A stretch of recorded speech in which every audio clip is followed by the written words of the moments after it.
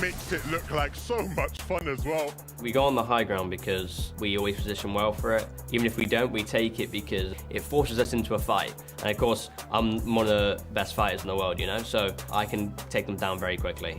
Vino, this man is on fire, and oh boy, are they showing it. Every season, I know if I can win or not. I know if I'm the leading gentleman. Whether people predict it or not, I can feel in my chest whether this is gonna be one I'm gonna win. I felt with my first FNCS win, I can feel it. But this time, in Major 2, you're gonna see us do it all. So I wanna go play for that crowd. If I can win, I'll be very happy.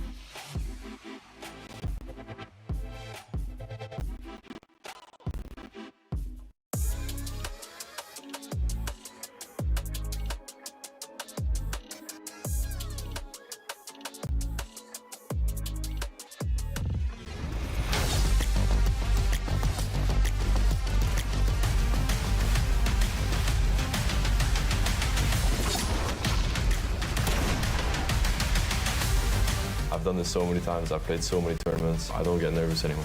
I think me and my duo have what it takes to take the Axe of Champions. Definitely another chance to prove that I'm one of the best. I mean, I never feel pressure, not anymore. I'm gonna reclaim the Axe of Champions. In Fortnite, you always have the chance to prove yourself. Me and my duo definitely have what it takes. We just gotta go and do it. My game knowledge is far beyond everyone else. Like, I'm thinking 5-10 steps ahead of you. Me and him are gonna eliminate the whole lobby. Major 2 is mine, and we're coming for that title. I really like this ring, but I want another one. I'm feeling good, man. I'm ready to get it. FNCS Major 2 in your mind.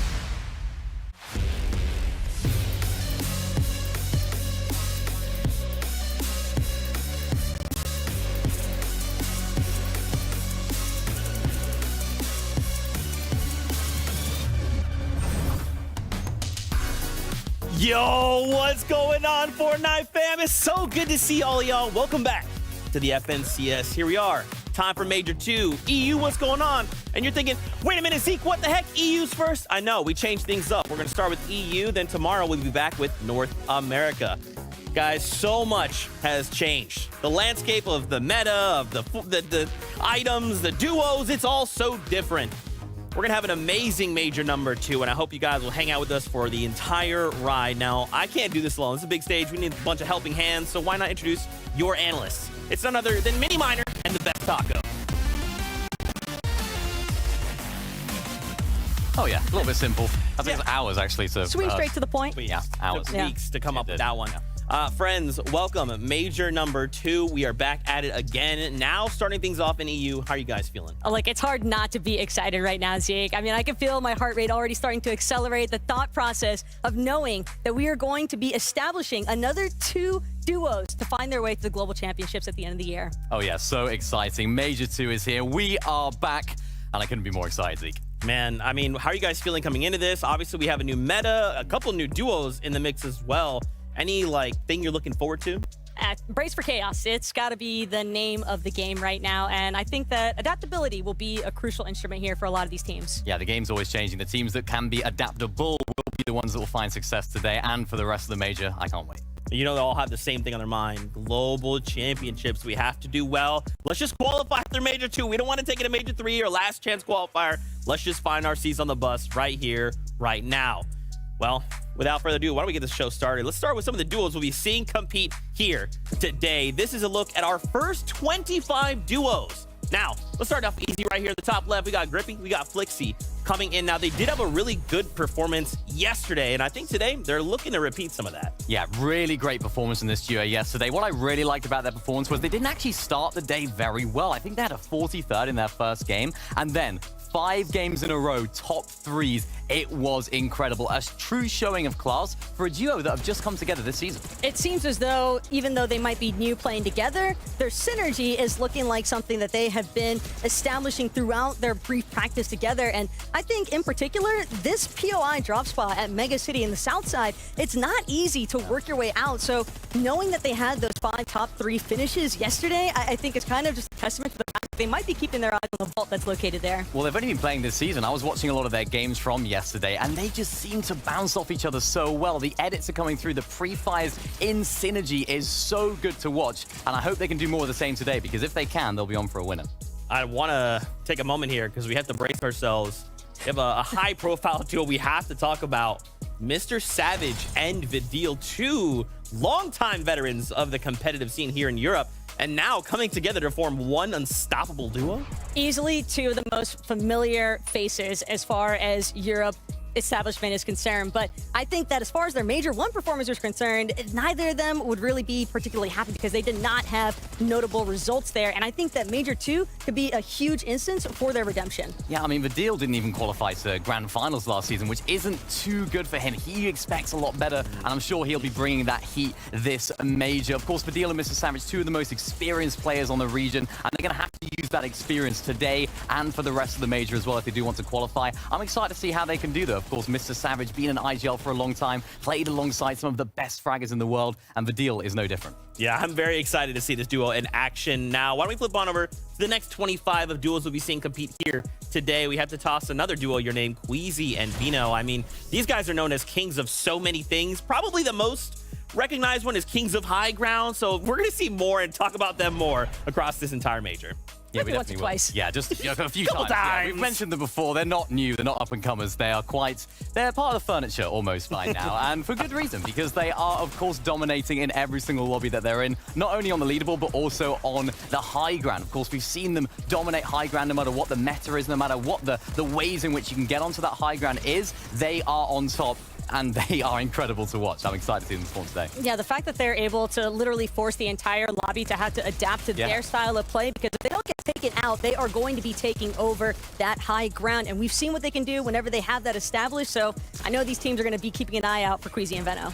Yeah, for sure. And one final duo, it is none other than Z, Andy, and Uguay. And someday, We'll get his real name someday, but for now, it's still Uguay. Some of you already know who this is.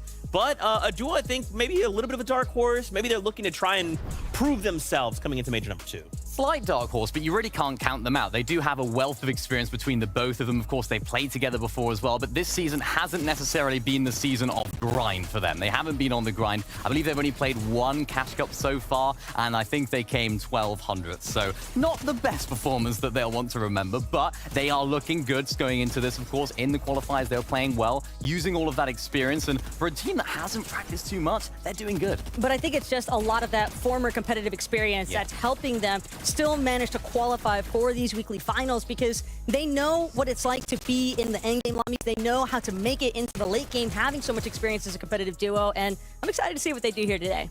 Yeah, and I mean, we talk about experience, but with this new meta, are we seeing some of these experienced players rise to the top, or is there maybe some room for other players to kind of pull a fast one? Well, we've seen so many changes this season, right? We've seen so many adaptations to the zones. Of course, we have new loot, which we'll touch upon later. And it is ultimately about who has the most experience in adapting. Of course, Fortnite's ever changing. Previous seasons have been the same. So the teams that have had that experience before shouldn't have too many issues at adapting, but it also, of course, enables new duos, new teams that are grinding a lot more than the others to sort of rise through and be some diamonds in the rough. Yeah, just that new synergy, I think, that can really come out to shine for a lot of these newer teams. Yeah, you'll love to see it. Well, hey, we got something very special for y'all at home. Why don't we come on this way? We talked about this duo here at the very beginning. We'll get a chance to talk with one of them right here, right now. Now, very quickly, is it Gripey or is it Grippy? I gotta know. It's Grippy. It's Grippy. Grippy? It's the third one that we did. Okay, Grippy, what's up, man? I'm sorry. Sometimes my pronunciations are just awful, so it is nice to meet you. Welcome. How are you faring, man? How is it coming into week 1 of Major number 2? How are you feeling? Yeah, pretty great. Like, we had a good start into like the semifinals yesterday. We came 2nd, and yeah, it's going great right now.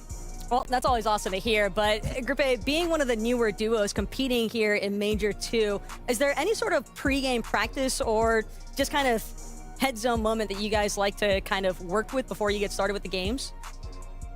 Yeah, like we just like watch reviewing a lot of stuff before, and yeah, just our quick warm-up routine. Like, it's taking like a bit longer than usually, but yeah, because of search aim and stuff.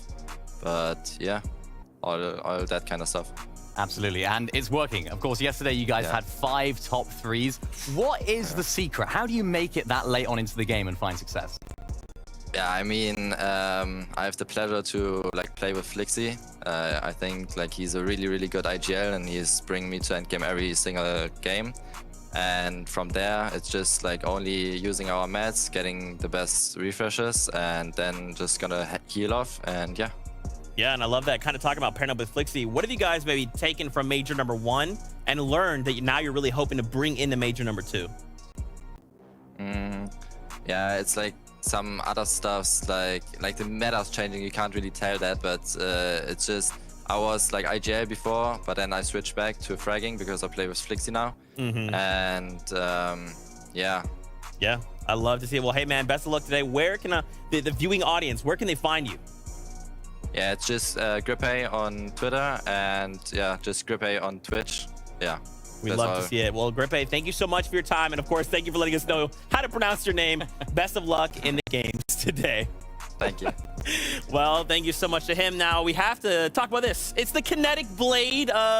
Right now, it's the talk of the town is mobility, and the Kinetic Blade is definitely helping with that. It definitely is. We now have 2 versions of the Kinetic Blade, the rare version and the epic. The only difference being the rare version has 2 charges as opposed to the epic's 3. And of course, now that becomes a lot more common around the map. We saw so many Kinetic Blades before, but now even more teams are going to have access to this mobility. It's going to be interesting to see which of these teams will use them, or some of the other mobility that we do have in the game, Taco. And that's exactly it, Minnie, because we do have a 3rd feature of mobility now present with the ODM gear that was just recently added. So definitely expecting to see a lot of these players flying around the map, especially once it gets to that moving zone aspect.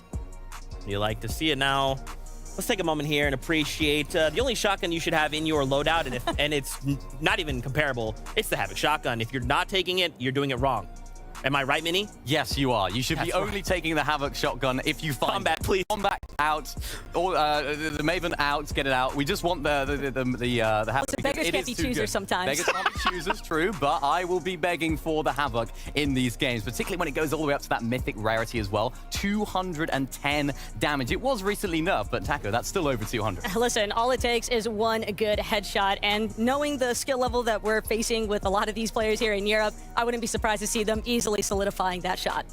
It's very annoying that they decided to use some of my gameplay there from... Okay, that's fine, production. I see it. Some of your best stuff, huh? Yeah, you guys are ridiculous. Let's take a moment here to talk about some of the vaults we'll be seeing here on the map, and these things are going to be super contested. I mean, we just talked about how pivotal these Havoc mythic bumps are, and on top of that, the fact that you get 2 of them inside of a vault, and there's legendary slurp juices inside of these vaults. It's just a force to be reckoned with. You are essentially forced into having contest for the vaults. Yeah, the vaults are quite literally gold dust, because of course you can get a good amount of gold in there too, but it is of course that loot that these teams will be contesting over. They will be fighting over it today because the value that can provide is unbelievable. Not only do you get those mythic Havoc pumps, but also nobody else can get them. There's only 2 other vaults on the map other than one that you're sort of getting. So how are you gonna, use that going into the game is gonna be so important for these teams because they're the only teams that can 200 pump people. Yeah, absolutely, dude. I mean, if you're not fighting over a vault, then I don't know what you're doing because this just provides so much utility for you and your duo, but kind of a double-edged sword, right? If there's a vault, they will absolutely be looking to fight for that. Now, there is one last thing we do want to take a moment to talk about, and that is the Rift Island. Here it is. I'm sure you've probably seen it in-game maybe once or twice, but if you haven't, why should we be focused on this? Hey, if you're not fighting for a vault, you're probably going to be fighting for Rift Island because we talk about it all the time. When it comes to competitive play, height wins games, and there's no better way to capitalize on height than by taking over Rift Island because that's not the only amenity that it has to feature here.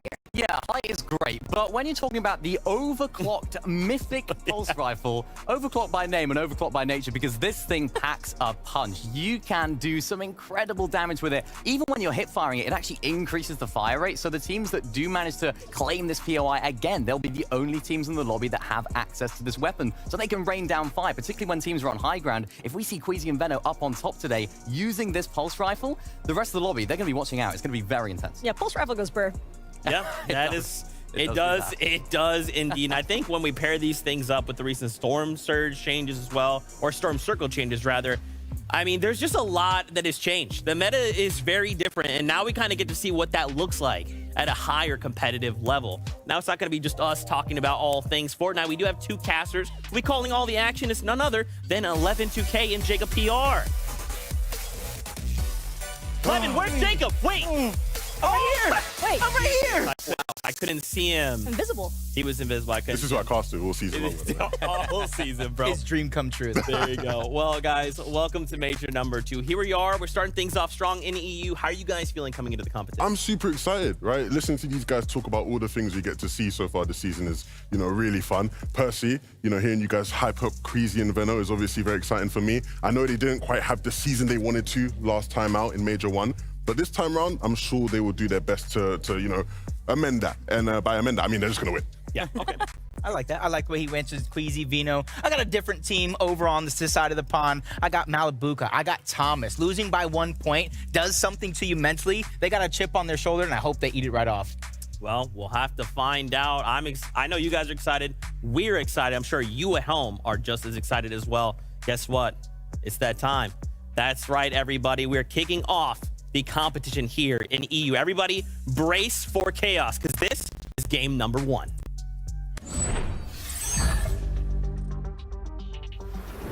The time is finally here for a new season, Major 2, where there will be many more spots up for grabs for the Global Championships.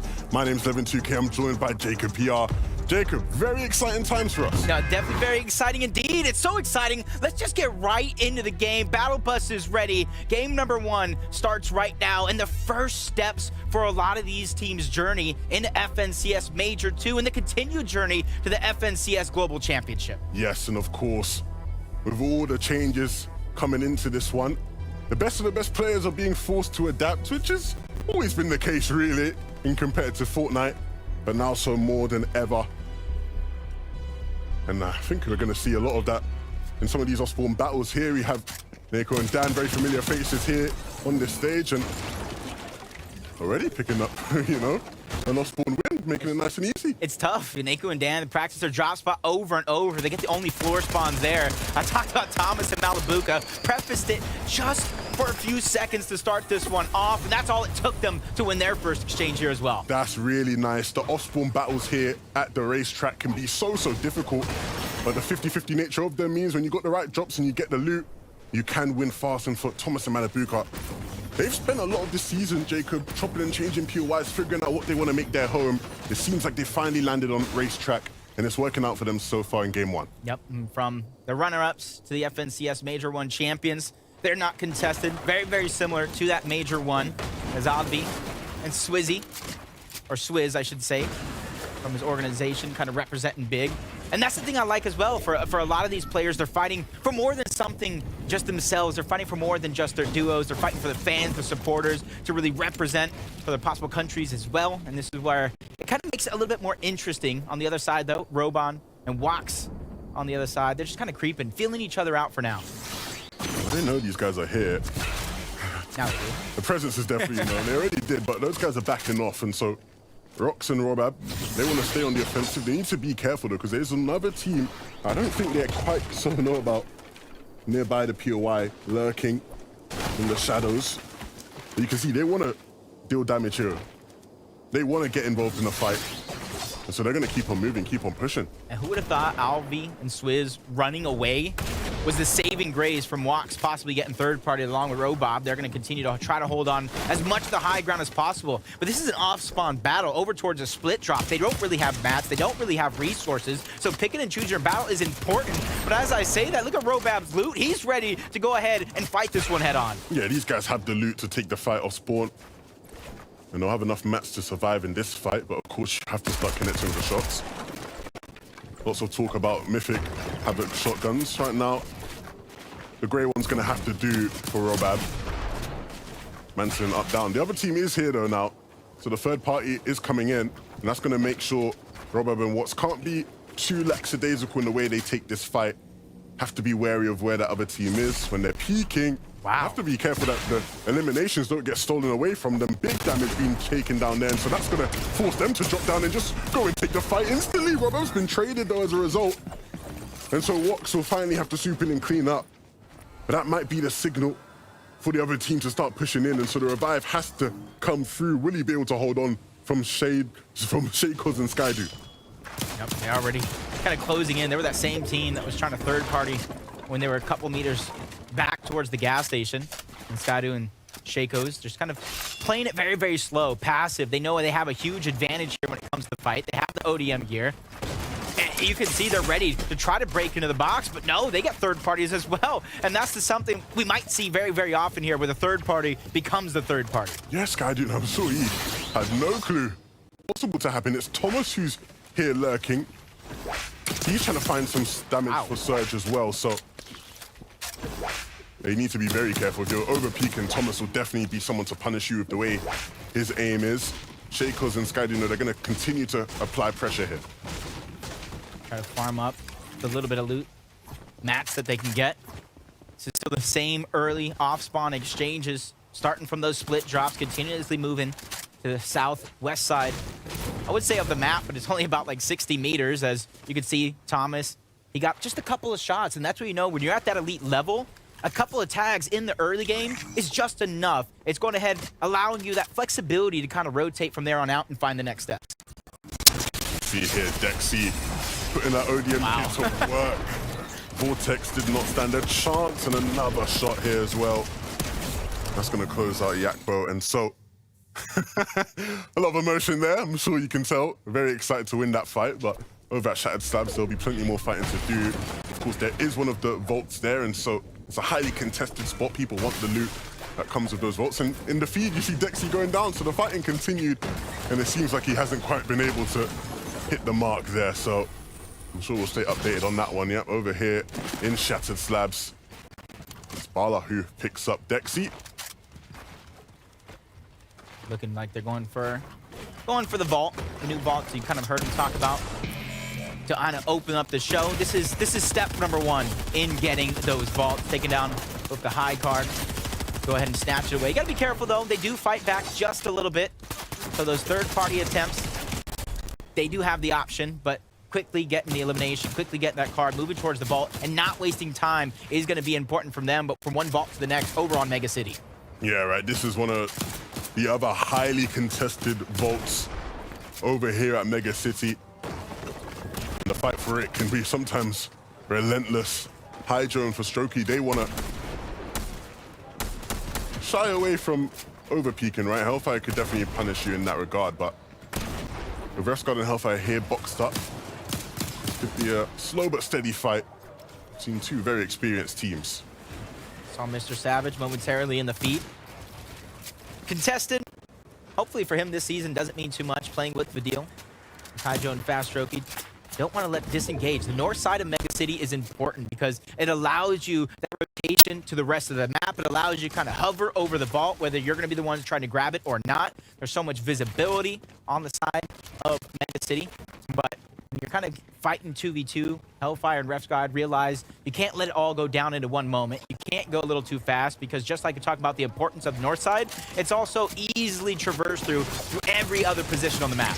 Oh, what do we have here on our screens? The reigning FNCS champions of Europe here on our screens, tasting a moustache after such an impressive performance in Major 1. Looking to hold on to their title, hold on to those pickaxes for Major 2 as well. Of course, these guys have already secured their spot to the Global Championships at the end of the year. Well, a bit of extra practice doesn't hurt, right? You know, strut your stuff a bit. Extra money in your pocket. Extra money, yeah. Extra bragging rights for them. Not much money, is it though, right? You know, some cheeky change for tasting, right? Just life-changing opportunities, that's it. Nothing much other than that. Is Grip A learning something new today? Him and Flixie, they performed so well in the qualifiers up until this point. But you know as well as I do, when it comes to a finals lobby, when it comes to a set lobby, it's a whole different beast. Yeah, and the way they're playing this right now, it's exactly what you can expect to see from a lot of the teams that land towards Mega. All of them looking to sort of just set up bases and just take tags, look for shots, rack up your damage, so that when it's time for Storm Surge to kick in, you are not below the damage threshold. So you see a bunch of different bases up there. Hellfire was there, Synod was there as well towards the left. So all those guys will sort of take tags at each other, use the spare shields they have to make up for the damage potentially lost. And then they'll move one out of there when needed. Moving around here in this area for their surge. Whereas he's able to get a knock on somebody in the feed. Mr. Savage and Vidil continuing their rotation just like you said. Naku and Dan box to box with Humble and Paula. For Naku and Dan, this might not be the position you want to be in. You already have 3 eliminations. When it comes to Storm Surge, that has already been gathered throughout the course of the game up until this point. So staying as safe as can be, especially since you have the Mythic Havoc Pump Shotgun. Hey, honestly, that allows them some flexibility. They can try to disengage or they can play aggressive. The choice is definitely there.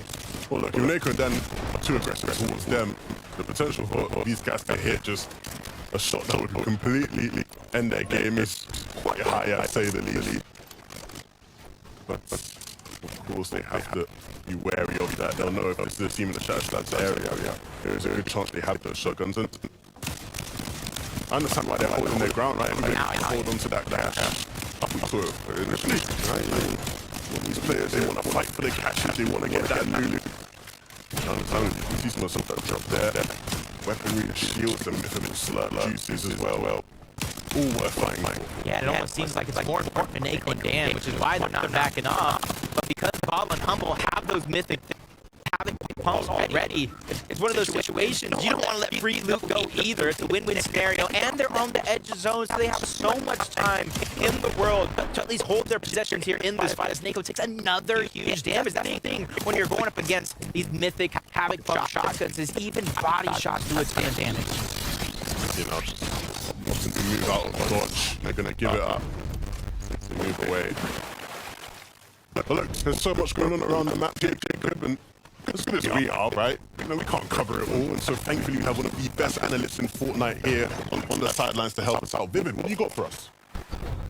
You got that right, 11. A lot going on around the map, but one of the best at making sure he knows about everything around. What's going on around him has got to be Queasy, making full effect of his POI. You're going to be using that control point. Now there's some extra meds, and then, of course, that guaranteed kinetic blade spawn, making sure he acquires that, and then using it to instantly get the high ground, scan the surrounding area, make sure no players are around, and that allows him to rotate over towards this gas station, make sure he picks up some more loot, and with the southern pulling zone and all this area claimed for himself, should be a good game for this duo. I'm really excited to see what's in store for Queasy and Veno. So far this season, the competitions we've seen, they've easily been the kings of Genjutsu, and so we'll see whether or not that can lead to being the kings of Europe by the end of the season. I certainly think there's a good chance that will happen. For Thomas and Malabuka, right, you were very high on this duo, right? You said you're excited to see how they bounce back. Of course, losing FNCS by 1 point can be heartbreaking, but it can also be the motivation needed to move forward in your careers. Yeah, they're one of the teams that got over 60 eliminations in that last round. Knowing how aggressive you can kind of play with the new additions to some of the weapons here in this lobby, they're taking advantage of it. And then Jalen here on our screen. Big ups to Jalen, qualifying here for the finals. I'm sure he was very excited. He was streaming that on his channel as well. The vibes were electric. Shout out to Twee as well, his duo partner, who was playing fantastically in that last round as well. So hopefully we'll see him be able to show off his top mechanics here in this lobby as well. This is where you can kind of see everybody towards Mega City. You really see the differences from when they were fighting over the vault early on in the game to where they're forced to rotate on out now. For the players that already claimed that loot of the vault, they already made their rotation. They don't want to get caught in the backside of zone. Everybody else is just fighting for the scraps, whatever's left over. Pixie and Della, though, talk about scraps. They don't have to fight for that. They're just trying to capture that point so they can go to full rifles. Yeah, and you do not want to give it to these guys. No, not at all. A very, very heavy team. Pixie and Della. I think you should be careful because right now, the island's not going to go for free. It's Ziandi and Uguay who want to fight for it. They want to take it. And they have a fight on their hands. Pixie and Della, right? Into the box, and they have to hit the shot, so Uguay falls. So that leaves Ziandi. Della is so low on HP. He needs to take a moment to heal. While he does that, Pixie, he's just going to continue on the fight. He doesn't want to allow Ziandi to get the revive of. Dealing with them excellently. Really nicely done here from Pixie and Della. In the blink of an eye, they just really take it to him. They kind of drop Uguay down, get him separated. Ziandi's there kind of by himself. He just peeks at the wrong time, takes a huge tag, covers go over.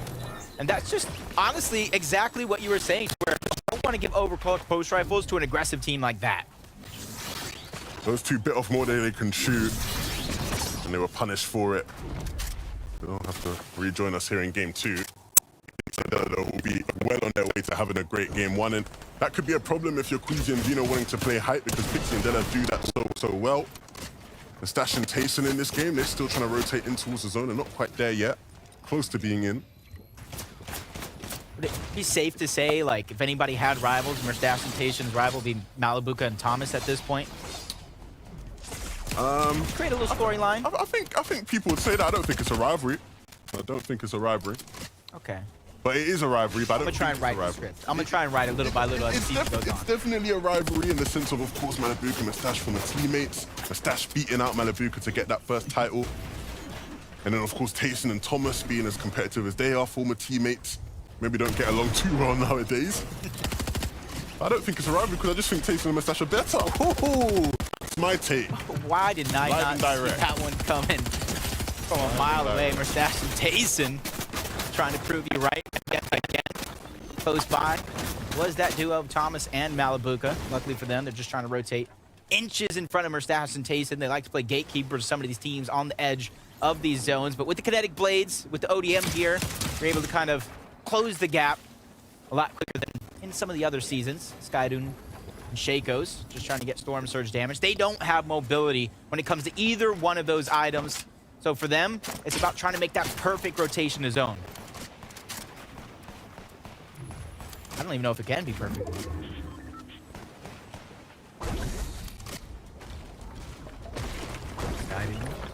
Shaco. They're actually doing a good job of utilizing the shield bubbles, which you see more in zero builds than you do in the regular mode, but they're well above the damage threshold when it comes to Surge. So for them, they just got to rotate to the zone. Everybody else in the lobby has to worry about where they're going to get the damage from. These guys don't full sheet for them, right? They don't have to worry about the damage. Well above as well. 3 eliminations to Howley probably is part of why. But they do have to get into zone, and when they do get into zone, they're going to be here on this side of the zone that is so congested. You see all these different teams around.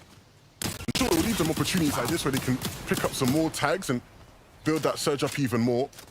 But they have to start thinking about how they can get deeper into the zone, avoid all these teams that could cause issues for them when it comes time to move. That next zone pool will be very, very crucial to how the rest of the game plays out for them. You almost see what they were banking on too. That little edge of high ground. Try to be the advantage that they're going to try to utilize. JJ2, Stompy, become a little bit of focus in the lobby. Deoxy, Andelix on the other side, under pressure. Andelix has to do something to try to alleviate it, as Deoxy does go down and out overall. Andelix can be left by himself as a solo. And Stompy and JJ2, they have the choice. They could take what they came for, get the loot, continue on, try to go to zone, or they could try to fight Andelix, hoping that he's just left here on the edge of zone by himself. But as the zone continue to pull west, if that is your plan, you have to go now. Otherwise, this is going to become quite congested in a couple minutes. Yeah, and of course, if you've been watching competitive Fortnite for a long time, you'll be no stranger to seeing Andelix survive as a solo for long periods of time and having good games. We'll see if maybe he can reach some of his previous best form here in this game to do just that. Look at some of the elims going on all around the map. Some box play happening right now. Nice shot there from Code Jerky. Got some good heals out of that as well. I don't know what he actually picked up, but overall he did have 3 different legendary slurp juices. But that's enough to honestly stagger yourself to the backside of zone. Take some time rotating here before you figure out what that right move is. He lost his teammate, so he is going to have to do it as a solo. Fast Strokey, though, and Hydro trying to utilize ODM gear, and there comes the snap strikes to try to break through the box, and he does it perfectly. He breaks the box, Fast Strokey goes in, replaces it, and lands the shot to get the elimination, but they're only 86 above the damage threshold. That's not much. That was so clean, though. The way they got those limbs was so clean, so effortless for them. For Strokey and Hydro, like you said, they're not sitting comfortably in that regard, and so they'll have to keep it moving and finding more damage as they go along. And that's the same here for Nico and Dan. Barely just being above right now. They desperately have to find tags. And if they know that Queasy and Veno are in that box, they might decide to just hold them, yeah. You can see that. They both have to rotate towards the east. And because Dan and Nico are sitting ahead, they can just sit here and hold. Force those guys to hold a chunk of damage. Malibuka and Thomas with the damage of their own onto the Totem boys. Just trying to put the pressure. Don't let them have any sense of comfortability, even though they're ones that are high in the sky for now, being able to kind of look over everybody else in the lobby, gather that information, try to paint a picture of where this rotation is going to come through. It's not going to be a far rotation like some of the other players in this lobby, but they're going to be rotating into a very, very stacked part of the zone, both inside and outside of it.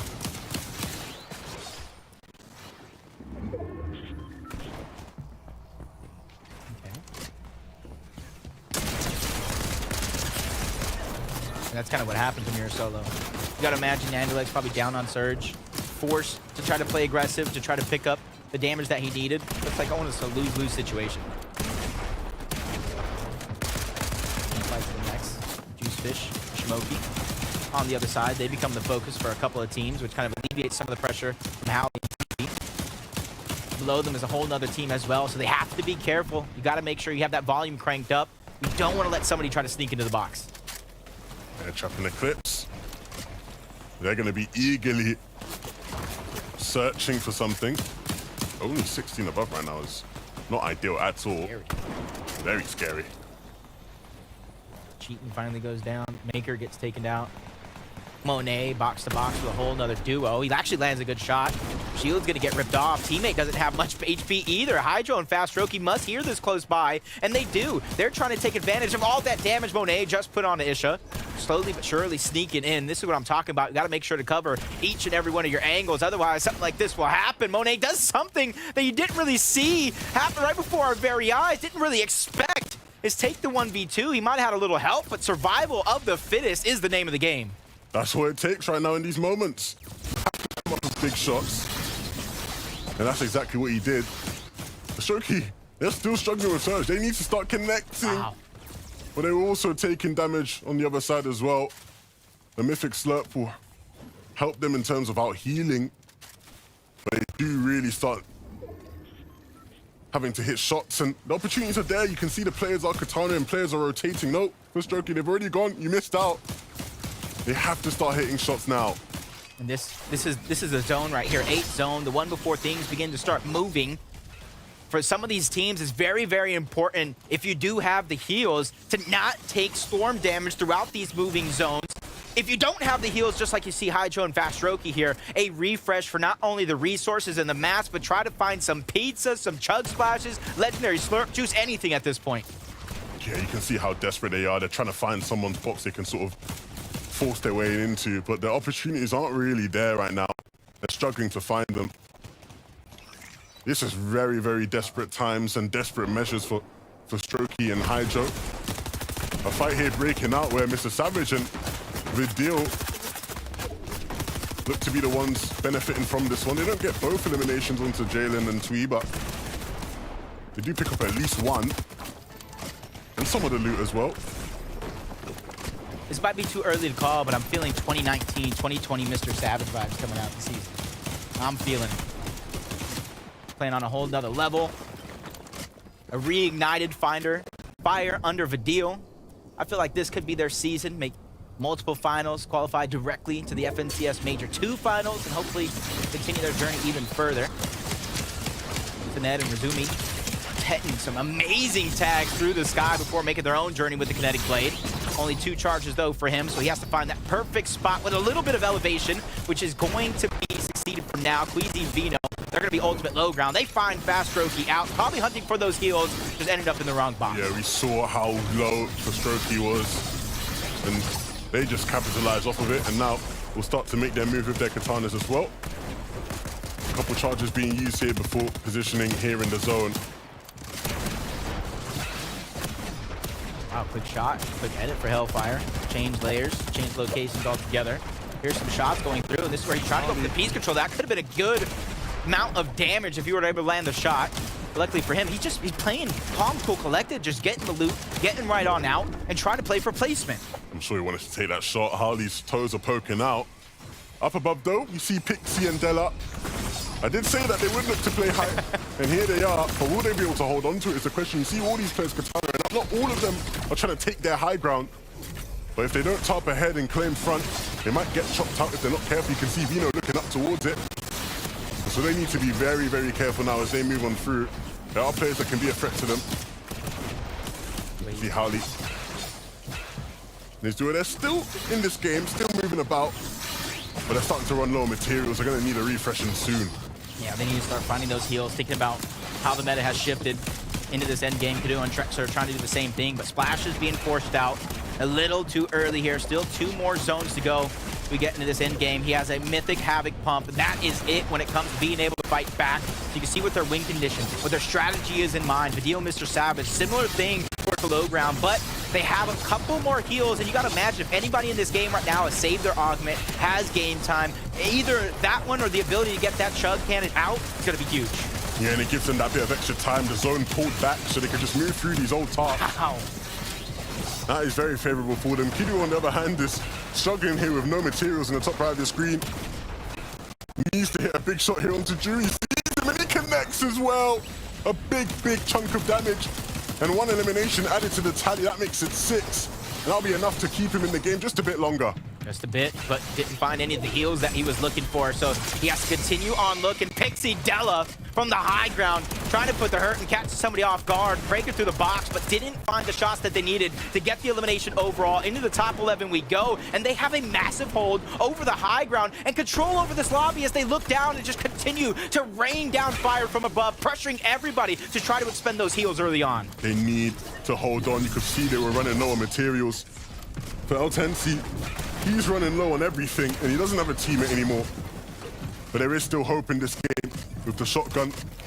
There is potential for big shots. A big shot is what Flodax will do here. It picks up Irizumi, and they continue to top. This is where the race is going to begin here in a few seconds. It's a hunt for the heals. Vino only has the legendary slurp. Gotta hope Queasy has something in his back pocket. Savage has absolutely nothing, but they're following the zone close by. Gotta imagine if Fadil has anything but the damage, so even if he did, he goes down. Mr. Savage has to kind of clean up the scraps, but it's actually nothing. He gets absolutely nothing for his efforts. He goes down. Into the top 4 we go, with Queasy trying to heal off. He has multiple different variations of heals. It's definitely a possibility. It looks like Queasy is in a very favorable spot. What does everybody else have, though? You can see the pizzas, the chug splashes on Pixie's side. That's going to do wonders for him staying in this. Flodax has some floppers and chug splashes as well. But Queasy, he was able to pop a pizza. That's going to keep him in the game for even longer. I don't know if anybody else can keep up. Look what we have here. Slurpfishes, chug splashes, and even more pizza. It's a pizza party all around the lobby. But who's going to have enough to hold on? Pixie starting to run low. And so we'll desperately start to run and try to find something else. Queasy, he's still going, still popping some heals. Who's it going to be? There's 3 players left, only 2 now remaining. Pixie run out of fumes. And so it's just going to be between him and Queasy. But I think Queasy might not have it. He falls, he drops. He doesn't have enough to hold on. And so it's going to be Juicy who picks it up, picks up the first game of the season, and has the bragging rights for now. That early damage they took to Storm, doing so much damage there at the end of the game, didn't really allow him to continue that heal off in the end. And you got to imagine for Shimoki and Juice Fishy, coming from a whole nother region, taking down some of the biggest names in EU in game number 1. This was a duo that we gave so much props to last season because they were so impressive. Like you said, when you come to a new region and you perform the way they did, especially on EU, it's a very, very rare thing to see. But here again in Major 2, showing us why they are such an impressive team and why they're revered around the lobby. Yep, but that last one went down to a heal off. Couple of teams, who knows where they play at the end of the day. But Zeke and our analysts are going to break it down and lay down the field. Thank you guys so much. Game number 1 here in EU is down and complete. Things are looking crazy right now. I mean, it is just everybody with kinetic blades, ODM gear, mobility. It is wild. Yeah, it's starting to make me a little hungry though, watching some of that end game. A lot of pizza, a lot of pizza. It was a lot of consuming of pizza, but it was interesting. It was entertaining to see because this is the first game of Major number 2. I didn't quite know what to expect from it, and of course, Juice Fishy coming out on top with the victory here. Just, of course, a very well played end game. Of course, we talked about Shimoki and Swizzy last season doing very, very well, bursting onto the scene, and again, they're showing no different again in this Major. I think a lot of it is also just time management as well. We saw that storm sickness, I think, coming back to bite Queasy and Vena right at the very end there. Otherwise, I think it might have been a bit closer here for Juice Fishy, but still excellent timings as far as the utilization of those chug splashes, had ample amounts of pizza to boot, so it's definitely feeling pretty full. You do have to execute on this a little bit, right? There is a little bit of management that does go into how these heal-offs do play off. We do have to talk about Queasy and Vino. Saw them there. Once again, the Storm did kind of bite them quite a bit, but look, hitting second place, still fantastic. Fantastic performance in this duo, and I know Veno said it at the beginning of the show. He was saying they want to work on being a more well-rounded duo. We didn't see them on height this game. We didn't see them at all. We saw them on ultimate low at one point, and what we saw was Queasy building a beautiful base just outside of that little lake, and of course using all of those heals to his advantage. Obviously not quite working out with a victory route, and of course ultimately it was Storm Sickness that did take him out, but very, very smart plays, and that's why they're in second. I think it was just not really capable of trying to take over height because I think they recognize the fact that Pixie and Della up on top, well above everybody else in that high ground. They had the overclock pulse rifle, so it's practically impossible to challenge them. But once they drop down to where everybody else was at, I think we saw some nice gameplay out of Savage and Fadil at the very end here. But second place, still not bad for Queasy and Veno.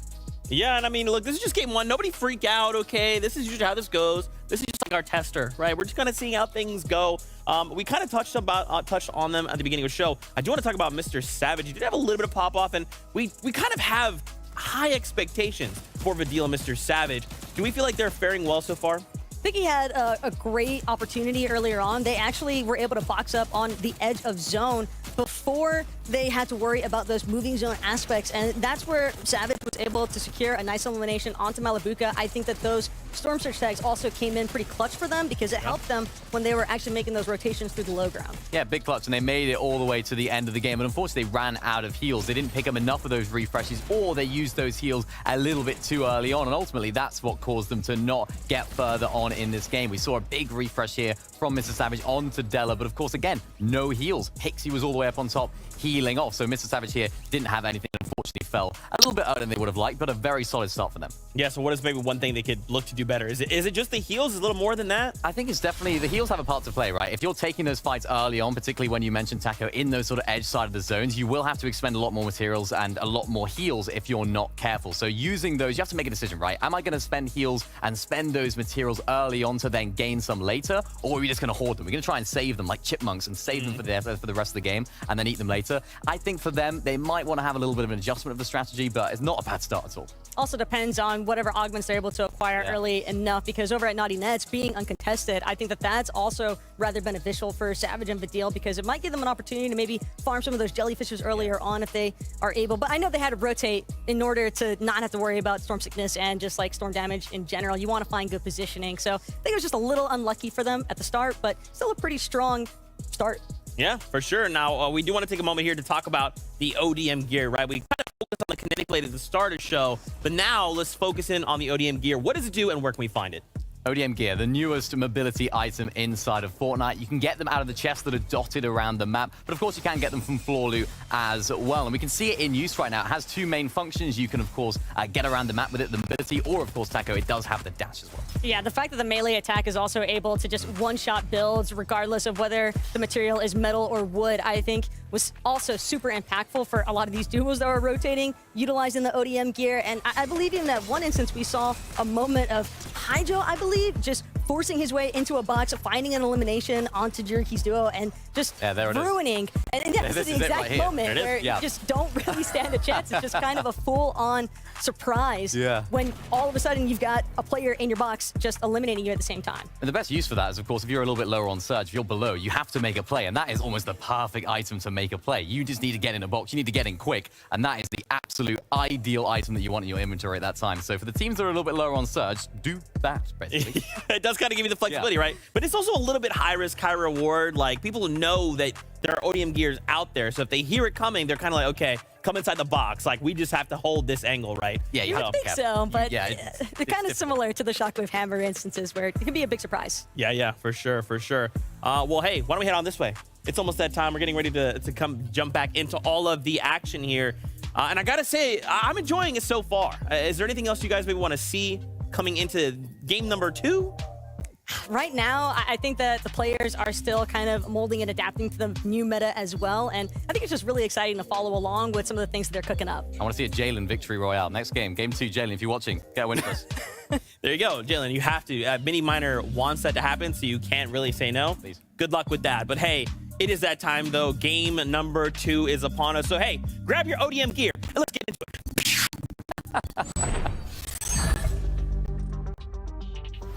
Game number 2 is here in Levin.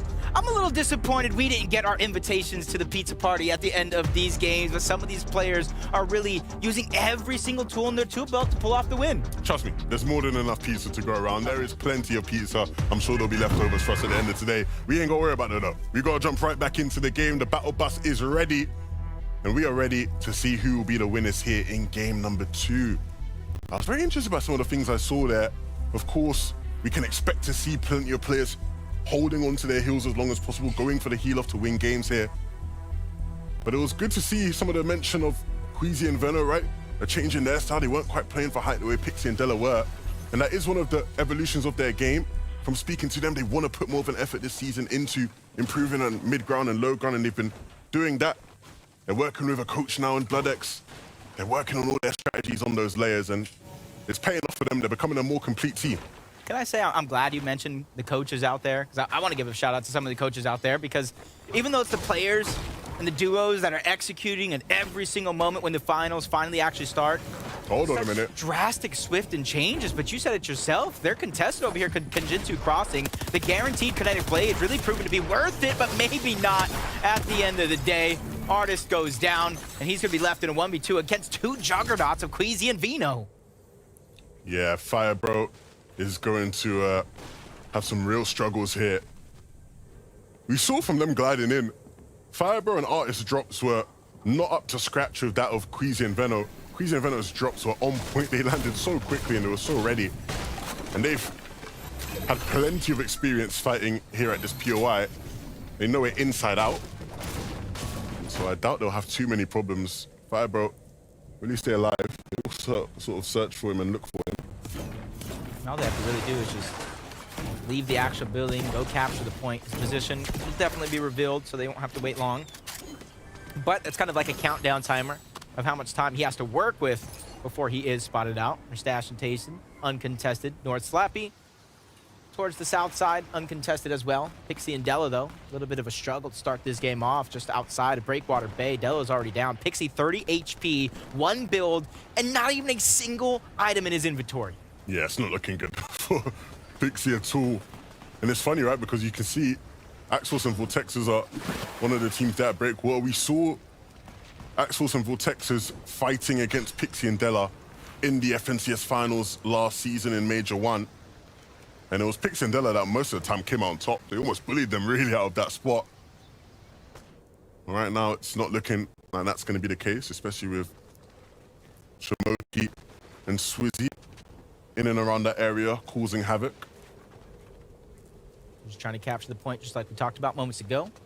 Trying to reveal his location, but you can kind of see in the mini-map, he's already rotated to a different spot, hopefully far enough to not get spotted out. See the leaderboard, 1 point of separation between Juice Fishy and Smokey, Queasy, Vino. And it's only been game number 1 so far. See a replay of some of the action. While everything is kind of going down and playing out, Refsguard is going to get that first knock onto Hydro, leaving Fast Strokey by himself, but it is Mega City. Plenty of nooks and crannies for him to hide. Yeah, it's interesting to see the fights at Mega City happening so quickly there. Things kicking off, and there's so many top teams in this area. It's hard for everybody to get along, isn't it? That's just the name of the game here, Fortnite Battle Royale. The only person you could trust is your duo. It's Hellfire and Refsguard just trying to use some med kits, get any of the shield that they can.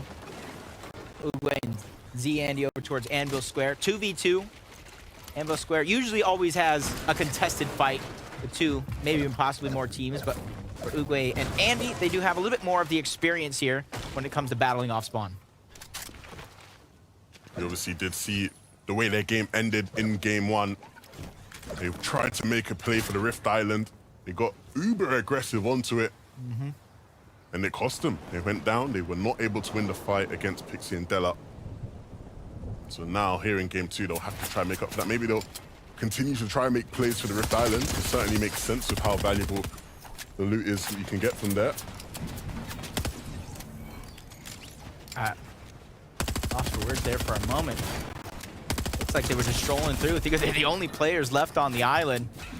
And they got taken down for it, caught off guard, trying to go after Shmeki and Gabix.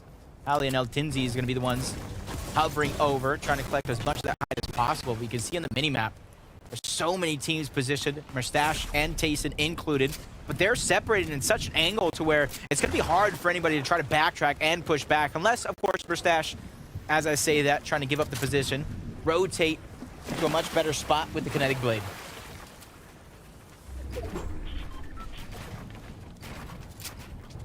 Just because they're rotating doesn't mean anybody else has to rotate on over, which allows them to kind of finish what they started. That was the fight right off the drop. Shmeki's landing a good shot, but a 2 different 1-2 punch combo coming from 2 different directions from the Totem Boys, leaving Gabix by himself. And the Totem Boys had a couple of eliminations last game, and we're seeing why, right?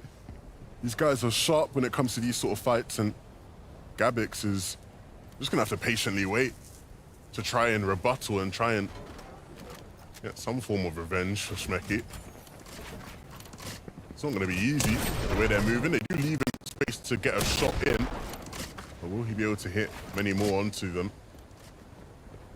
He's looking for an exit plan, it seems, looking to see where he can drop down, get out. Maybe even looking for some sort of loot, maybe that was dropped somewhere. I think is best case scenario right now. How quick he was able to really react, get out, disengage, continue to rotate on over, but his opponents do have the kinetic blades. You can already see that they're trying to cut him off. You don't want to give up that escape route. And I think they're only going to spend a certain amount of time looking for him before they have to continue on. Oh, wow. Why is he not building to protect himself? Nako's in such a bad spot there. Dan going to be left as a solo. Amos and Killian. Okay, you know, you're teaching me. You're my support. You're holding the piano so I can play it a little bit. I am the one that holds the piano for the artists like yourself to play. That's the name of the game. That's support. That's the relationship we built over the last couple seasons. Don't worry, I'll hold the piano for you one day. Maybe a harp. Are you a harp kind of guy? Anything that makes sound works for me. Dexy over at the vault. We saw them try and claim this last game but get taken out. This time around though, they will be the ones to loot it all up. You can see making sure they get everything out of it they possibly can. All that gold will go to good use, I'm sure. But I think the more important part is those shotguns that they have in hand now. The potentials for solo clutches of those are ridiculous. One shot after one shot, even with the nerf. 210 is still more than enough damage. Just kind of honestly makes some game-saving plays, and honestly, even though we haven't seen a lot of the cups on an official stream before, the plays that I've been able to see these players make, backs up against the wall, low HP, with that Mythic Havoc pump, they turn, they burn. All it takes is one well-played shot to keep yourself alive and in the game. Just like Hero and Flodax. For them, they're gonna have to think about something else instead of that one-shot potential. Yeah, currently based up here looking for Surge. Hoping that players will sort of rotate through and be within their line of sight to be able to take some tags onto. Oh, dearie me. What do we have here? Jalen's gone down. Tweet is left as a solo, and that's not good. Miniminer said he wanted to see these guys win the game. At least he didn't give him the Miniminer guarantee just yet, so. Never heard of that. It's only gonna be a wish. You don't know the Miniminer guarantee? Nah. Sounds like a knockoff of somebody else's. 11 2K guarantee. I've heard of that one. That one's premium.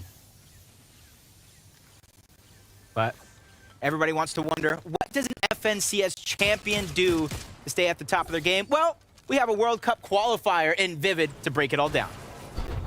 Too kind, Jacob. Yes, of course, those FNCS winning strategies coming out of Tayson and Mersash. As you can see, Tayson off to the side, getting those long-range shots. Mersash was actually very, very close to that engagement. Of course, the ODM gear allowing him to get very, very close. This duo coming up with a strategy to push north of their POI, get some early Storm Surge tags in, and set themselves up for the rest of the game.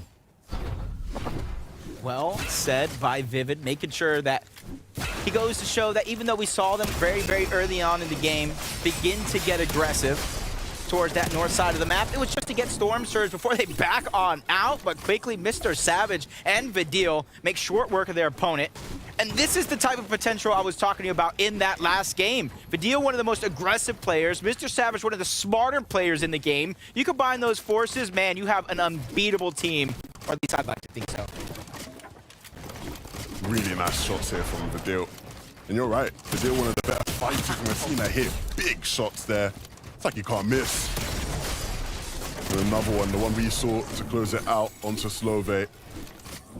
These guys are a very fun team to watch with very high potential. I think if there's ever been a team in recent chapters that Mr. Savage has been on that had potential to win things and to really be a dark horse, you'd probably say it's this one. I think you gotta watch out though for is with those ODM gears, unlike the grapple gloves of the past where you can just use them as mobility to get from point A to point B, you have to watch out from anybody swinging around you because they can go ahead and use those melee attacks, break the builds. If their duo is there, they can either replace them, try to box you up, or just land some perfect shots. We witnessed that just moments ago. So if anybody sees anybody swinging around them nearby, you at least have to have that thought in the back of your mind and have at least some sort of trick underneath your sleeve just in case that becomes a possibility. Yeah, I think we'll definitely see a lot of teams use them. Like the grapple gloves of the past, it's definitely possible to do so.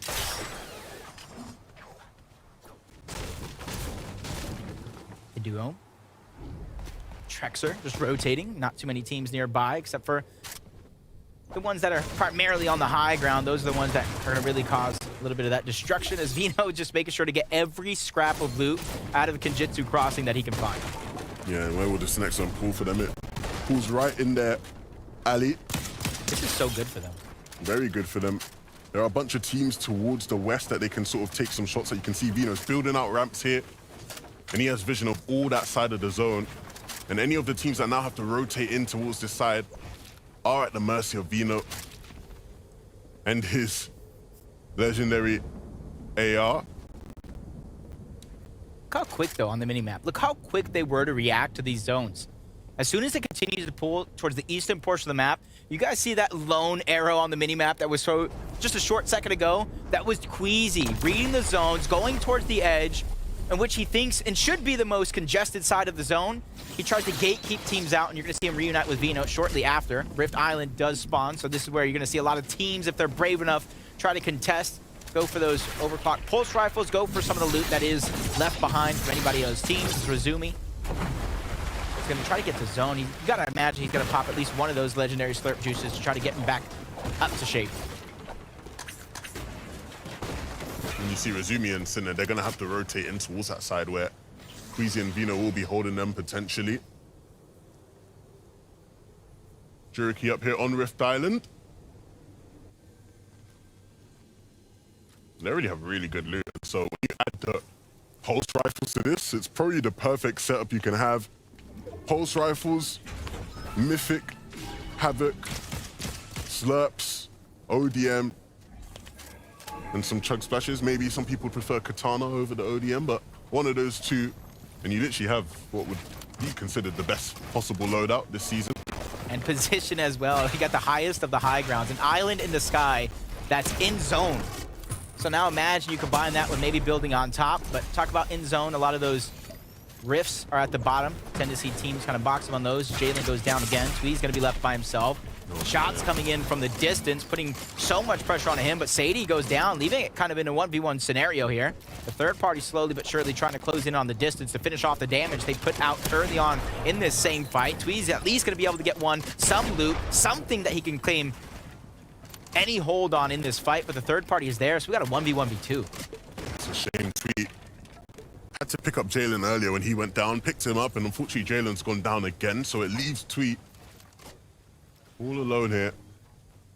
The chance of a reboot will be difficult, but not impossible.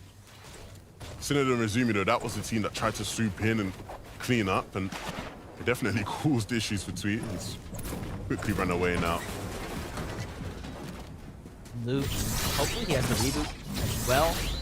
That's almost what it looks like. He's trying to go back to one of those reboot trucks. He does have the reboot card, trying to get his teammate back into the game, and because the Luke was just on the edge of the zone, possibly go back, try to snag some of it up as everybody else begins to rotate themselves in. Zone's going to pull towards the east. But a couple shots coming in, forcing him to use some of those heals he wanted to save for later on in the game. As Ref's Guard, Hell's Fire, they got themselves a position. A deluxe apartment in the sky, some would say. Try to rain down from above, as Mega City is going to be hard for some of these teams to try to push through if they're actually trying to use it as a path to rotate through. Yeah, but the rest of this game will be very interesting for them because Ref's Guard at least doesn't have a katana. He doesn't have that kinetic blade. Grind rails it is. And when you don't have one of those and you don't have ODM gear, it can be very difficult with so much movement in the game. When you're one of the few teams without it, it can almost feel like you're playing a different game, restricted in your ability to play the way the rest of your opponents are. See Malbuka and Thomas in the distance as well. Hopefully for everybody here, besides a couple of players that you mentioned, have at least some form of rotation, because you don't want to get stuck being one of the last teams trying to rotate outside of Mega City. You saw a little preview there, and you can see it again in the mini-map. There's so many different elevation changes, giant mountains that you have to climb through, and a lot of these teams are already going to be positioned, just like you see Eclipse and Air Trap doing right now, gatekeeping everybody out, but they still have more to go. From 28 below, 1 above, 16 below, just goes to show how active everybody else in the lobby is when it comes to Storm Surge. Yeah, they have a really nice spot to just be able to sit here and pick away at these teams. The question is, how much have they been practicing their surge here? Because There will be opportunities here, 100% there will be, but they just have to hit the shots. Connecting with a couple times here and there, a nice little headshot will go a long way for them as well. They need to keep doing that sort of damage. They need to keep connecting. Keeping their eye on the prize. They got a good position in the zone as well. And you kind of look, everybody just on the outskirts of Mega City. Didn't block their backs and take some damage because of it. Nickel Master, 129, popping his own slurp juice. Lost Monet throughout the course of this game, so he's going to be a solo with no builds, taking damage from Storm Surge. Rickley's going to have to just play defensive. He didn't really need to go ahead and fight that one, but Nickel Master is able to get that elimination, but still 160 damage below the threshold. He definitely has his work cut out for him for the rest of this game. That might be an understatement, right? For the next game, maybe as well. This is going to be very tough to get back into. Malabuka Mustache here. I said Malabuka Mustache.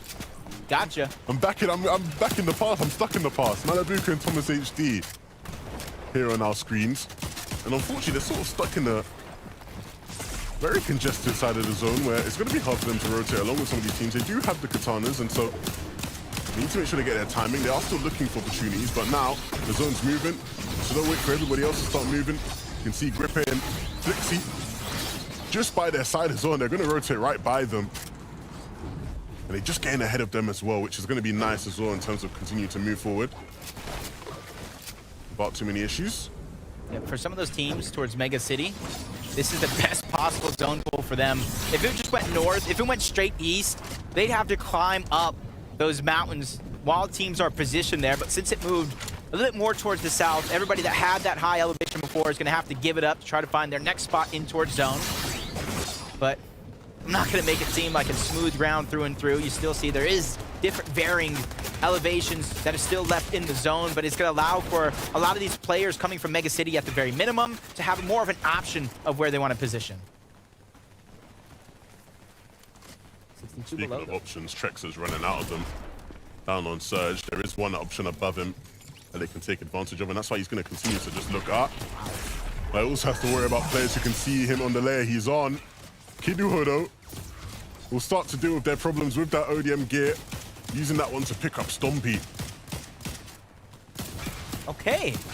That's the only real remark for that one, because he made that look so easy. Even I can do it. I'm going to go home. I'm going to load up Fortnite. It's not going to be that easy. Let's not get ahead of ourselves here. I don't know about you, Jacob, but I do know that there's a good chance he can do this again and again.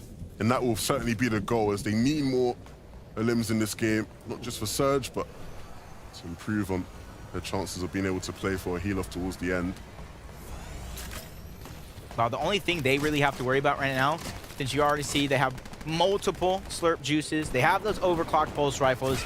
It's about Storm Surge, and if they had it, but as I think overclocked pulse rifles, they have that Rift Island in the sky, one of the highest points on the map for quite a while because it was in zone. So you gotta imagine they have to be sitting pretty with so much flexibility. Very, very similar to Mr. Savage and Vidil. 2 eliminations, 762 above the damage threshold. And if you look at their loadout, they're ready if it does come down to another heal off. They'll have to be ready, because it probably will come down to another heal off. Vino and Queasy, they'll certainly be ready for it as well. You can see the chug splashes in the inventory, the slurp juice as well. But they aren't doing too well on their Surge, and so I have to start getting ahead in that regard. Zone pulling towards Kenjutsu might have forced them a bit to play in a way that they aren't quite as comfortable with, and Queasy now struggling as a result of that. He tried to take a fight with none other than Tweet, who takes him out, and so it's now Jalen's duo who's causing issues for one of their best teams in the lobby here. I did say he was playing well, but Vino's playing better, so that will be put to an end, and Queasy will quickly be revived. There will not be a highlight reel moment for Tweet, but the game will continue there for our dominant height duo. Hydra and Forstroker still in this one after a rocky start to the game as well, Jacob. Hey, sometimes it's those rocky starts that allow you to see your mistakes very, very early on. Game number 1, here in game number 2. They're trying to patch it up. My only worry feeling right now is they have shields, big pops, they have minis. When it comes to the chug splashes, when it comes to the med miss, That's what I hope they're trying to figure out a plan to get those as the game does go on. Into the top 23, so cascading placement points have just begun. This is the worst possible time to go down, where you're barely getting 1, 2, maybe even 3 points for your efforts making it this far into the game. See now, they're starting to whip out their blades as they make their move onto zone. The Totem boys will do just that, but unfortunately, Altenzi on the way has been taken out completely. Isn't even going to survive. It's Vino that takes him out. And I said that they did need to start doing some more damage, and that's what Vino is quite literally known for in lobbies like these, dealing immense amounts of damage. And they're also known for posturing tools. How you can see right now, they are above the rest of the lobby. And they are looking much better on surge. Is that about 467 above? 400 damage dealt in such a short span of time for this team. But there's a reason we call them elite. They're getting ready too. You can see they're saving those legendary slurp juices. Not getting themselves up to 200 effective shield and HP. You saw them looking at their augments. You got to imagine game time has to be shuffled in there somewhere. And the big thing is, they ain't really going to worry about storm sickness. You'd hope at least this game, just because the zone did pull towards them. I think we didn't really see them going in the storm too much. So I doubt they've taken that much storm damage already. Just kind of seeing the ingredients right now. I'm going to go ahead and let them cook just a little bit.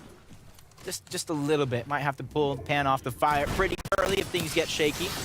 But for Juice Fishy and Shimoki, smooth sailing up until this point so far. 85 points. Winning that last game when it came down to the heal off, but no splashes on the back of Shimoki. Mustache and Taste, though, spreading the heal, spreading the joy.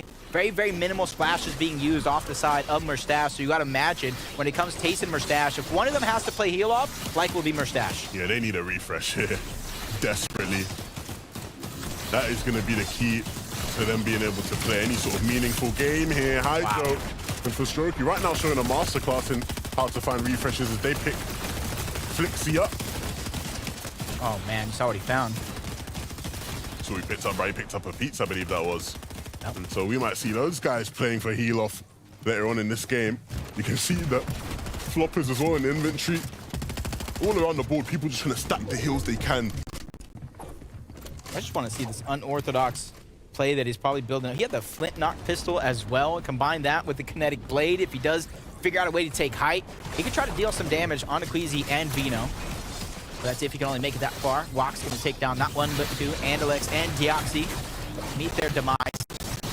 Hydro and Fastroki, you saw them almost go down at the beginning of this game, still making something of their effort here. 3 eliminations between the two teams on screen. But you see on the left, Queasy, Vino, smooth sailing. Nobody is even looking up, firing a single shot to try to contest them. You say that, but as you do, there's a team chopping them out, and so it's going to be them falling. And it was Vidil and Savage that went past them. I don't think they're the ones trying to take it. Either way, they are able to regain it. But they need to a big shot to do just that. Shaykos has to sit down for a second. And Vino and Queasy will reclaim high ground, re-hold onto it. But once again here in this game, Vidil and Mr. Savage looking so good, so efficient. And picking up the limbs as well, Vidil. That's what he does best. And that's what he's been doing all season long. These guys are going to go the distance. Shimoki and Juice Fishy. Maybe another game for them to potentially come out and win. It's all of the same top dogs from last game. Really still in this one. The consistency has been there here so far. But they have to continue to deliver. Tayson and Mustache, they don't quite have the minerals to play the heal-off game that the rest of the lobby will play. So they're here on low, and they're trying to claim space. They're trying to find eliminations and pop off. But the pop-offs are happening above. Hydro and Frostroki, 4 so far. And another team here just beneath their layer that they can capitalize on. Uh-oh, the first of heals are going out for Hell's Fire, so heal off is not going to be a possibility for him unless he picks up these eliminations. He gets 2 back-to-back. Second one tries to sneak up, and he sends him right back down. There was the heals. I was thinking for a moment, it only gets 1 splash granted for his efforts. Malibuka and Thomas, they have more than enough heals, but they want to aggress onto this player. They want even more. They want the Siphon and whatever he has in his inventory. And Tayson in the backside of the zone. Very, very low now in terms of heals, and we already knew that. So it will just have to be a solo clutch, but it won't happen. Vino shuts him down. How many times have we seen them fighting off against each other? Vino looking to continue his reign of terror on this lobby. And another elimination found there, but he's going to keep it going. He wants to get on Hydro, and Hydro was ready for it. A big shot onto Vino. and now he'll continue to pop his pizzas. That was basically 50 HP, landed him a couple extra seconds here in the zone. The heal off is going to start. Thomas goes down, but we knew that one was inevitable. Queasy playing the high ground. One splash left, opening up a box of pizza. Vidil's already munching down on his own. Last of the slice is going to be granted into his inventory. 6 more splashes. Even though Malibuca has more, he's hunting for extra heals left, right, and center. 3 more slices of pizza for Queasy in his inventory. 3 more in the box. Will there be any leftovers as we get into our top 3 scenario? So much heals left, but Queasy's going to continue to move. He thinks like he has something else. Vidil had so much, but eventually runs out, and so that just leaves Queasy to win it all out. A nice and easy game forward, and the zone pulled in their favor, Jacob, and they did not disappoint. Queasy and Veno here in Major 2, showing us what they can do. Like it was clockwork. You saw it from the very end of that game. This moment, particularly right here, Veno giving on over his builds, giving on over his heals to Queasy, dropping down low and trying to prevent every other player from healing off. He got that first elimination, the second one on the fast Roki as well. Even though he went down, you gotta imagine the damage he did to everybody else in the lobby. Veno is such a menace. You cannot allow him to go loose in this lobby. It will just be such a problem for anybody else. But it was good to see, Jacob, so many of the teams who did well in game 1, they're in game 2 as well. But a new team was added to this as well. Thomas and Malibuca made it very deep into that one. Unfortunately, Malibuca didn't quite have the heal off. But that's what these games are going to be, is who can hold on to the most heals at the end. Can you get, that pizza time and hopefully pop a couple pizzas and win yourself a game? Yep, we've seen some players return to the top of this leaderboard after game number 2, but we've seen some top competitors go down early in this last game. But luckily for us, we have Zeke, Mini Miner, and Taco to let us know who's on top. Yeah, Pizza Pit. One extra large with extra pepperoni. Thank you, Pizza Pit. We get 3. Yeah. Make that 3. I'm sorry.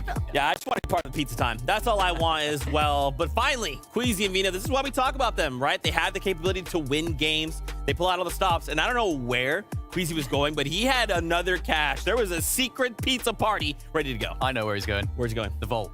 You know the vault on that island? He had 4 spare pizzas in his inventory when they won that game. He was heading for even more heals. He could have lasted until he could still be going if he was still allowed in the game. He could still be there at the end of the day. Everyone else had gone home, the lights had gone off, and he's still there healing. But it was a great performance of Queasy Veno. Back to their roots, back on top, back on high. Back to the classic split as well from this duo, because watching Queasy just hold it down with that eagle eye view, possibly even making the call outs for Veno when to try and make those pushes. We saw some great engages from Veno as well, able to find some pretty crucial refreshes along the way, but I think it was largely just the distraction factor that he was able to play. A bit unfortunate with that last pressure push up against Hydra. It just seems as though he was all too ready, waiting there with that Havoc pump to the face, but at the same time, it's just Veno doing what he does best, and that's just running it down on the low ground, giving Queasy all the time in the world to look for the sustain. I mean, Levin called him a menace, and he is correct, right? Veno just knows, oh, you guys have plans? Well, you don't anymore. It's me, Veno. Knock, knock. I'm knocking on that box. We take a look here, 147 total points with 13 eliminations. Now, the question is, do we keep this going, right? Like, they seem to have a lot of plans, and I love the flexibility, kind of like to your point. Things are going well. They're just like, all right, Veno. I called them this like 2 seasons ago, but Veno's like a dog on a leash. You just like let him go, and you're like, all right, go deal with that issue, and he takes care of it.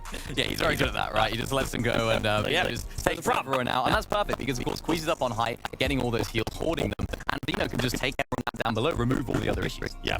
You'll love to see it. We're going to continue to talk about a couple duos here. Shamoki doing well as we take a look at our standings to kind of see how things are shaking out. They're currently in 3rd place, 105 points. And now there is a little bit here. I'm sorry, 117 points. It's in reverse. I confused myself. A little bit of a, kind of a lead, right? Breaking into those triple digits. But we did remember they did win game number 1.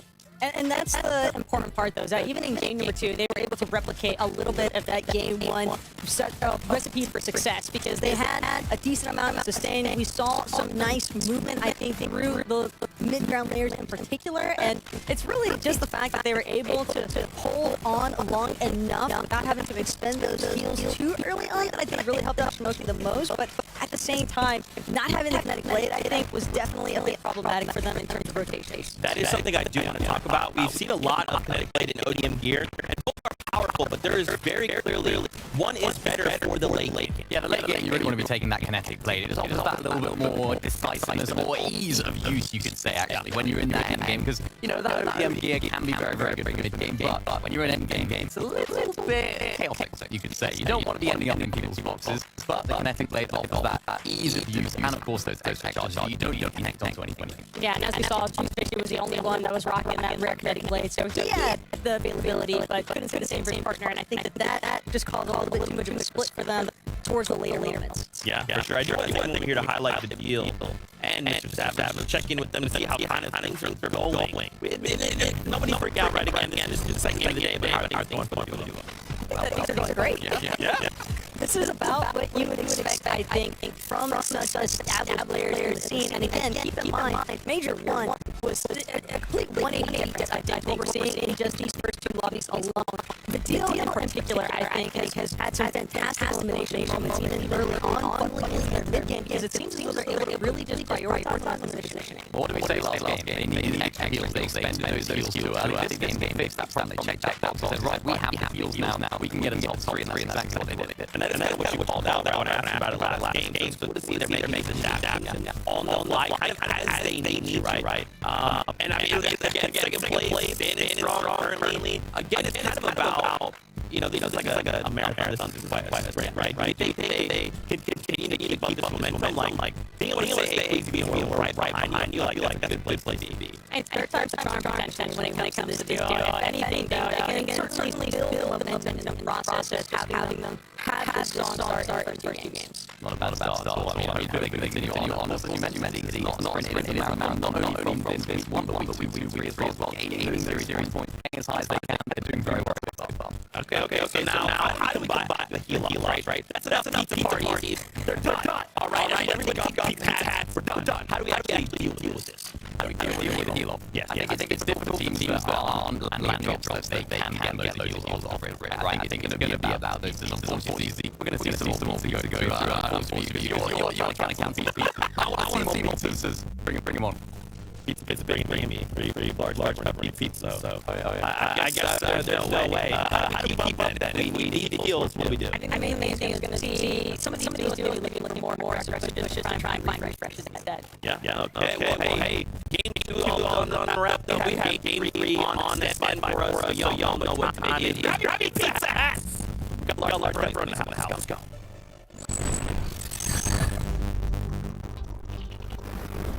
Yeah, let's have all the pizza. Some pizza, they all get taken on the 9 them for their a bunch of people have been seeing it all over so far this season. We've seen it here today. Yeah, and you've seen how methodical this heal strategy actually is. You take too much damage early, your opportunity goes out the window. You don't have the heals, your opportunity goes out the window. If you use your heals too early, your opportunity goes out the window. So you have to really be precise when and where you actually use your heals. Yeah, no, we're going to obviously focus on the teams who are healing up so much, but the teams that don't have their heals, right? What we have seen is that they just go for complete pop-off games, right? You claim space, you go drag out, and that's exactly what they'll do here in game number 3. Taste them, that's what you sort of had to go all that style, right? In that last game, they didn't have the heals to keep playing with the healer. They know that well before they even got to the end game, and so they took a different approach. This is certainly an approach, winning off spawn and dancing. That's typical Fortnite. That's classic Fortnite. Doesn't matter the chapter of the season. That is Fortnite. That's why you don't 50-50 that. That was like a 25-25 each, 2 different chests. But it's the floor loot. It's, oh no, I was about to say Saze actually does get that from the chest. The floor loot really almost made the difference. Nako and Dan, 50-50 again. This time, instead of just a couple of chests, it's for an entire house where Amos finds probably the best loadout you could get right out of a drop. The Havoc suppress, the Maven, even a kinetic blade if he wants to try to disengage. But in the feed, Vino and Queasy went down off spawn. That is a very, very rare occurrence. These guys usually do not lose off spawn. And so to see them go down there, that's a big, big shock. And that will definitely shake up the standings. They were sitting relatively comfortably in first. And if they can't stay in this game, it will be the end. Over here, Amos and Killian, they pick up their limbs. And again, a celebration dance. What happened over at Kinjitsu? Oh, wow. out-dropped. I promise you, I do not see that very often at all. Firebro and Artist, somebody must have given them a drop map in between the two games because they went from horrendous drops, quite frankly, in game 2 to out-dropping Queasy and Vino here in game 3. Even forcing out the double pickaxe from Queasy and Vino. And just Queasy losing an important 1v1. That's something you don't necessarily see every single day here when it comes to Fortnite. But some of the battles that we've seen throughout the day, third time to be exact here in game number 3, Fastroki and Hydro over towards Mega City, but that north side this time around actually looks like it's a little bit uncontested, and there you go in the feed. 29 points for Queasy and Vino coming into this game. Well, you better throw those out the window because the way Mr. Savage and Vidil are playing, that's going to be a gap they're going to close here in this game. Yeah, they've consistently been making it deep in games. And both players feeling very confident this season. We're seeing it pay off here for them now. Rose and Clown, unfortunately, they're not going to be too confident about their chances here, especially with how low Rose is. We get space to use some mini shields, but Clown is taking a large amount of damage now as well. It's Kami and Vanyak who are causing them issues, and Kami hitting some big shots. We know Vanyak hits big shots, but Kami is also doing that now, and Vanyak will be the one to close them both down as well as Kami chases along. This is a duo I'm very excited to see. We've not seen much of them today, Jacob, but if you've never watched Vanyak before, he is that guy. Like, yeah, that was my first time kind of watching him. One of the most insane solo clutches to this day. Before the game was even over, before the analysts were even breaking it down, I was sending you a message saying, whoa, that was absolutely insane. Hopefully we can see more of that. And we honestly have since that moment. And another one right before our very eyes is Swizz and Alvi. A little bit of a split drop here towards, I would say, the center, a little bit more towards the north. You see the snow biome there. This team had a good second game. They pushed their way up in the standings about 23 places. And they currently now sit in that top 10, about 8th place. So a nice sort of platform for them to build off of as they move on forward. It doesn't seem like they were contested this time round, so they won't have that damage off spawn. And to be fair, sometimes the off-spawn damage isn't everything, right? Yeah. Especially if it's a 50-50 fight like it is at this POI. It's only about, what, 200 that you can get max most of the time. So it's not the be-all, end-all. There will be plenty of opportunities for them to find damage elsewhere. Yeah, you're usually, after you win that off-spawn fight, you're still on the hunt for Surge regardless. But for them, they just got to ramp it up. Maybe 30 seconds quicker on a lot of their rotations, 30 seconds quicker farming. Try to get to their position to get the Surge. Stompy and JJ2 trying to be 30 seconds quicker in this own fight. They have their opponents separated, 2 different angles as well, but JJ2 displaced there for a short moment. The opponent's box he was in, but he continues to land the shots and heal off the shield keg, but over 150 damage from what looked like a body shot right there. He gets sent on the defensive end as the edits come through. Stompy's gonna finish that one off, but he gets attacked from another angle. Almost 150 damage straight to him as well, but the 2v1, JJ2 allowing him a little bit of stability to heal as they edit through and gets that elimination as well. That's really nice there from that duo. Quickly cleaning things up. We'll hop right into another fight where we're seeing players being forced to use their gear to get out as quickly as possible. This Rizmaker. We didn't. No. Lemon. What had happened was. Oh no. What had happened was he was baiting that opponent to come back. Watch. Now he's down.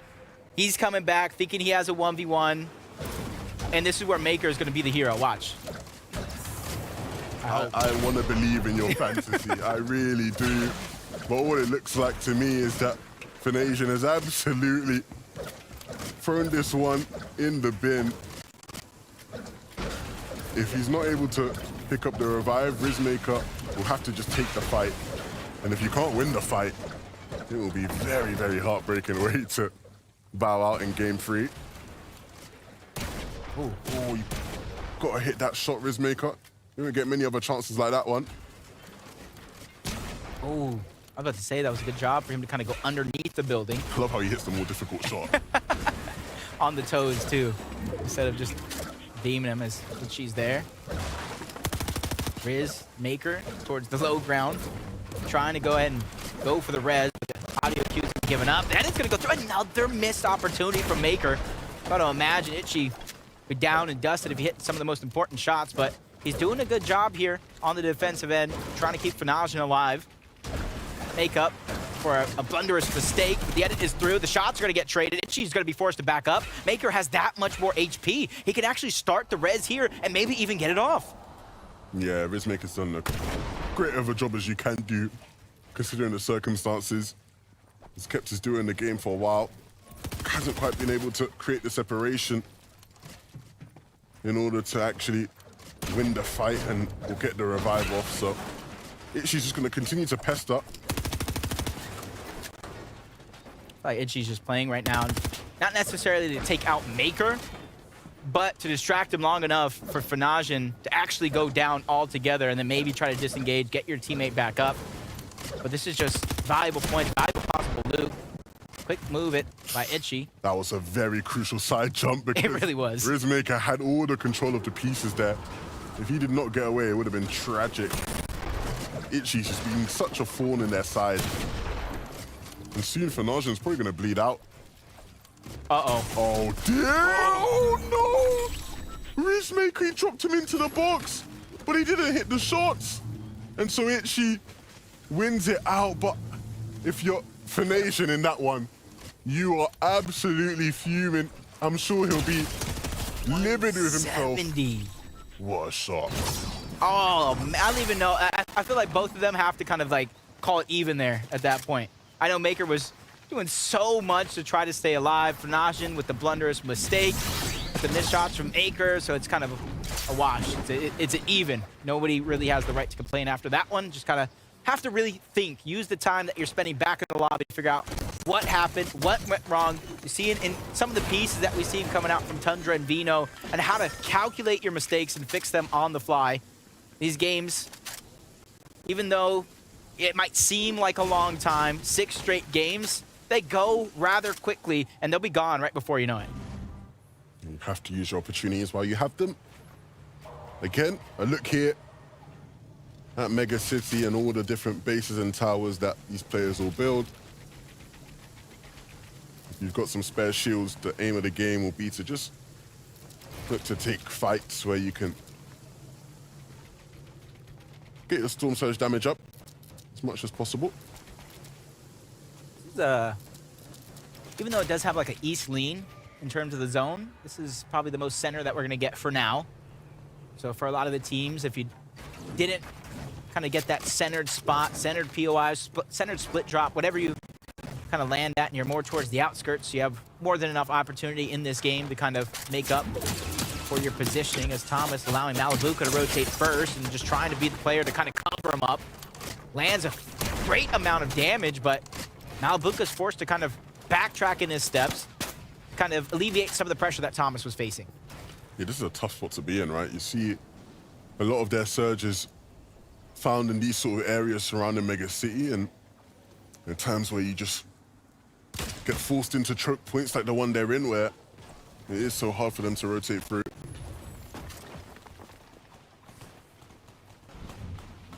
Just a reminder of what our leaderboard actually looks like going into this game. Rather stacked. So it's going to be a great opportunity for any of these players that might even be outside of this top 5 to try to make up for lost time, make up for lost points. Humble and Bala looking like they're just trying to survive here. Humble doesn't have any shields, even lost some HP along the way. But luckily for him, his teammates there to kind of alleviate some of that pressure, allow him to play defensively before they disengage and try to relocate to a different spot in zone. Yeah, they're going to keep on moving towards the south here. Probably their best bet, especially with the lack of anything really, right? When it comes to their builds, they need to go farm a bit. Mr. Savage and Vidil, we've not seen them much in the moments leading up to end games, but they've certainly been present in every single end game we've seen so far. But this is their chance now to take first place away from Queasy and Veno, who are no longer in this game. The first place team is down. And here, our second place team, if they can have another good game, will be well on their way to claiming first place. Right now, it does look like they're going to go to that slower side of the zone, the eastern side, as it did pull a little bit towards the west, still centered, so equal ground for a lot of the teams here in this lobby. Interesting loadout, though. A red eye and a tactical pistol. No, Some players like no the shotgun. pistols. But no variation, no Maven, no combat, no Havoc, nothing. Yeah, that one's a bit rare. But you know what's not rare? What? Vivid giving us some top analysis. So let's throw it to Vivid, who's got an update on Thomas HD for us. Thomas HD, of course, looking for another one of those comeback games. Game 2 was one of them for them. Levin mentioned, gained about 20 placements that game. Gonna need another good game this one, and they're already poised up to follow that performance up. Setting themselves up here on the southern side, of course, with the way the zone is playing, a lot of congestion finding itself on the southern side of that zone. So pay attention to how this zone plays out. And pay attention to Thomas HD and Malibuca following the rest of this game. You see the way they were just based up there, right? That's what all those teams at Land Racetrack like to do. That's the way they like to play. In different regions, you'll see different teams and players doing it.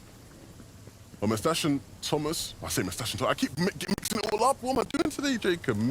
Malibuca. That was neat. Last season, Thomas wasn't even alive in the game, but somehow Tayson and Thomas were fighting Mustache and Malibuca. So I don't even know how that happened last season when they weren't even on the same team. But that just goes to show how familiar you are with their game.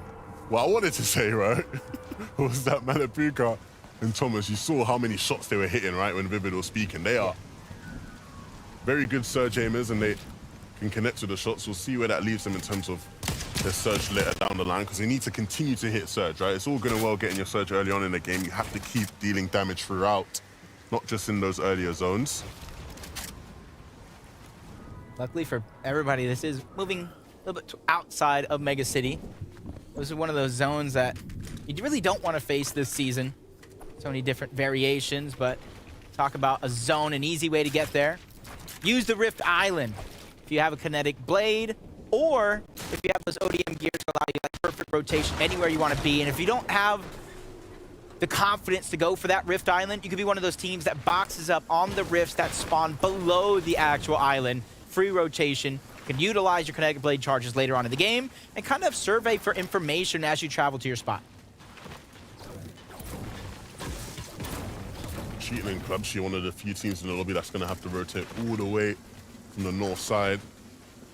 And I'll tell you what, I won't be too upset about that with the loadouts they have. Some of the best loot they could possibly have, as well as some very good materials.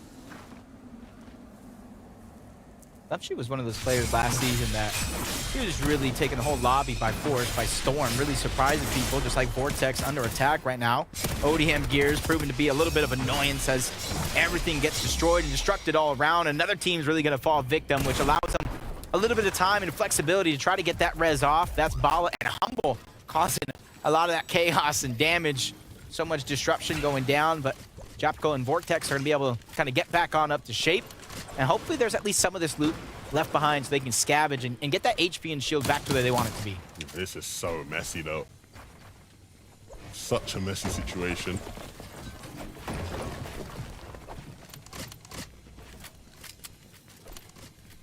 Just trying to like think and being one of the first teams to go.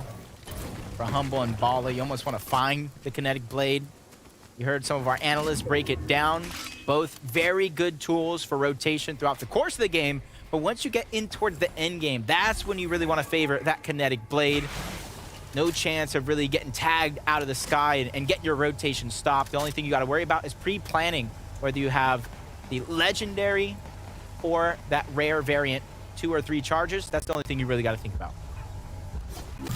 She meant to say epic or rare variant. I meant to say rare. I was thinking Epic Games, the wonderful makers of Fortnite. Changing my life forever. I get to cast with Levin. Like, come on. It's Christmas in April. I was about to say July, but man, we are a few months earlier. All right, you're glazing now. Let's move on with the real action here. You got Stompy, who's taking a bit of damage sitting in this bush here. And I promise you, they don't need Surge, but they'll continue to take shots. They do need to get closer to zone, though. One of the problems they'll have is that they are right beneath the Rift Island. And there are a lot of teams in this general area that will just take shots at them. They're at mercy to the rest of the lobby right now. I think it's Ju and Raisin who are taking some shots at them, and they're doing it because they actually need the damage. They need some Surge. Oof.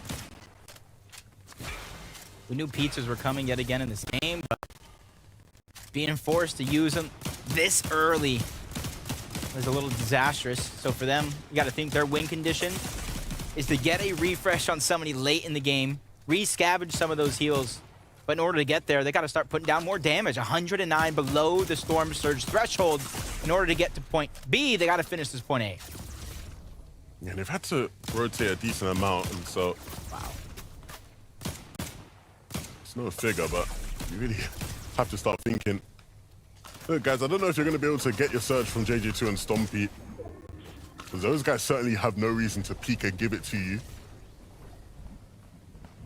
Multiple teams in this lobby really falling victim to the early game Storm Surge. Smokey and Juice Fishy trying to utilize the rifts. While other players are trying to utilize it in terms of rotation, they're trying to utilize it as free targets flying through the sky. Storm Surge really just tearing them apart. Shields draining right before our very eyes. Last of the heals when it comes to getting those shields back is going to be used. Smokey's going to be left with nothing other than a med kit. 117 points at this stage of the game. It's not where you want to go down, especially with Queasy and Vino going down at the start of this one. Yeah, this game's a very different game for this team as well. We've not seen them struggling with Surge too much in this competition. But yet here we are, and they're being forced to get in. And get in they will. 163 above now, after being down in the dirt, forced to make a play happen. And that's exactly what they did. But was it enough? I'm gonna always ask myself that question throughout the course.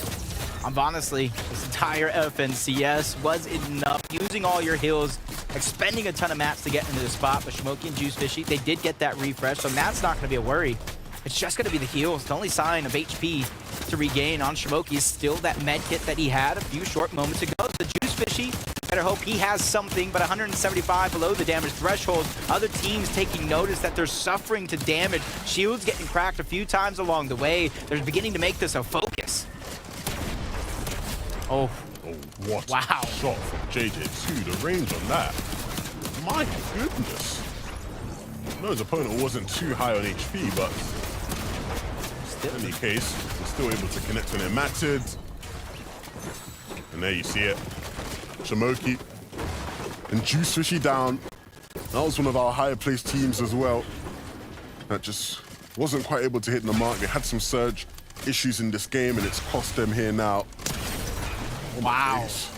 JJ2 and Stompy, they want a piece of the action as well. JJ2 is part of one of the duos last season along with Glumshy, who kind of surprised me. Really taking lobby after lobby, finals after finals by storm. Even the qualifiers, or the opens, I should say, in order to get up into that point. So, interesting seeing how this new duo of Stompy, who's also known for a little bit of aggression, come out, kind of bring it along with JJ2. Working well together in tandem, a new team this season, along with Mr. Savage and Vidil, new team. 8 splashes, though, for Mr. Savage.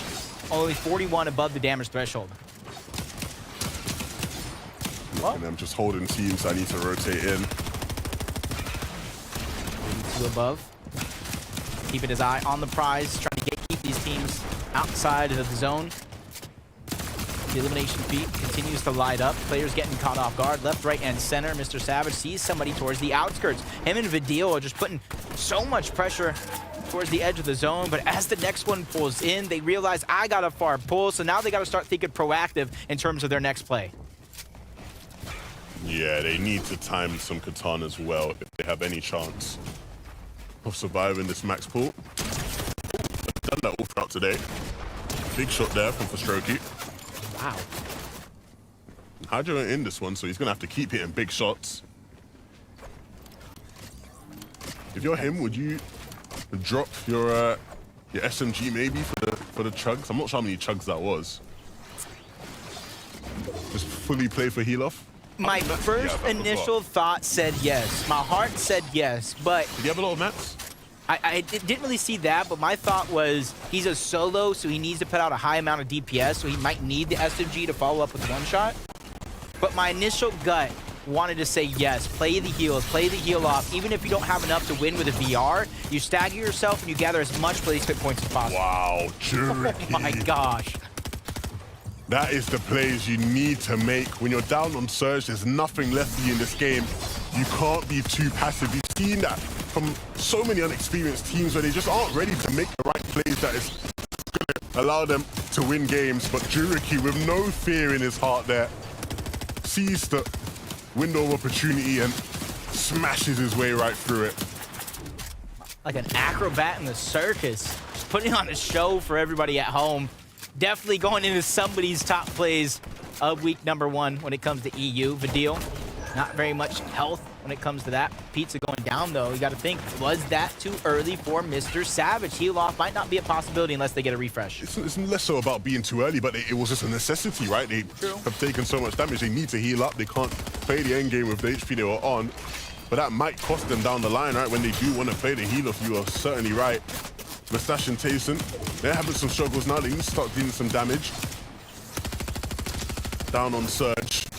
And another game where they probably won't be able to play for heal off in this one unless they can get a refresh that gives them everything they need and have those pizza time augments waiting for them to be collected for Strokey. Still alive, Jerky, still alive as a solo, and he almost went for the Mongrel Classic there. I think he thought he had it. The player was not underneath the stair. Glubshian cheating. They're down on Surge as well. They need to start hitting some shots. There's still so many players left in this game.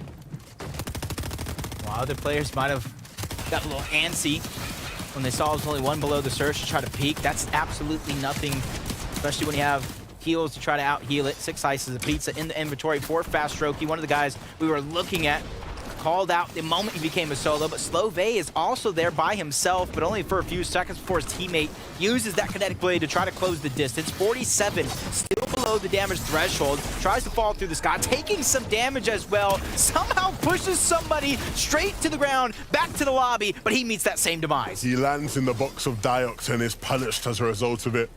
All the way up above, though. Wow. Asher and Slove, they've ramped all the way onto ulti height. And they look to hold it now. All it'll take is someone to look up to start to chop it out. But as the zone closes, the effect of a chop diminishes. They'll just land right back on height if you try it. Andalex and Diox, though, they're still in this one. We just saw Diox pick up 1, and these guys are looking to pick up more as well. Yep.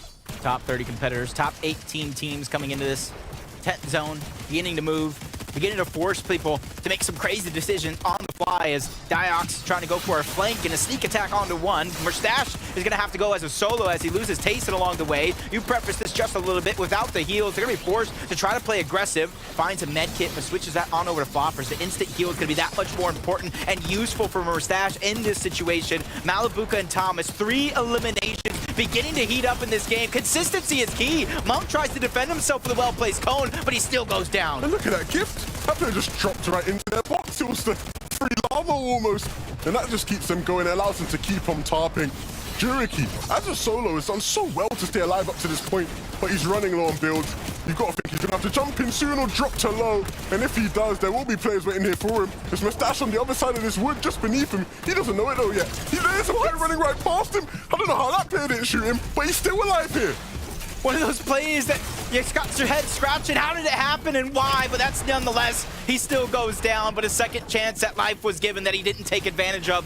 Vidil, we saw him go down as well. Savage, no heals. He's just trying to make it to the front side of zone. He has just a little bit of builds to work with, but for him, he wants to try to bypass this chaos. That's why you see him going towards the outskirts of zone before he tries to go right back in. And you can see just all the solos just having to try and frag out down beneath wherever's going up on height. Thomas and Malibuka are still down here though, and they can definitely play for the heal off. Need to make sure they don't take any unnecessary ticks of damage. We know how long they can last. Slove and Asa though. Slove's been tasked with dropping down and eliminating anybody that has a chance of heal off. And he has a med miss now. He can drop that for Asa when he needs it. I'm sure they'll keep track of that. Asa will be ready to drop down and use that one. They have so much for heals. Malibuka's fallen. And so now, Thomas's chances of healing off, they seem to be somewhat diminished. He doesn't have much left in the tank. He just needs to start hitting shots, and shots will be there to be hit. Della will fall, and now it's a 1v1.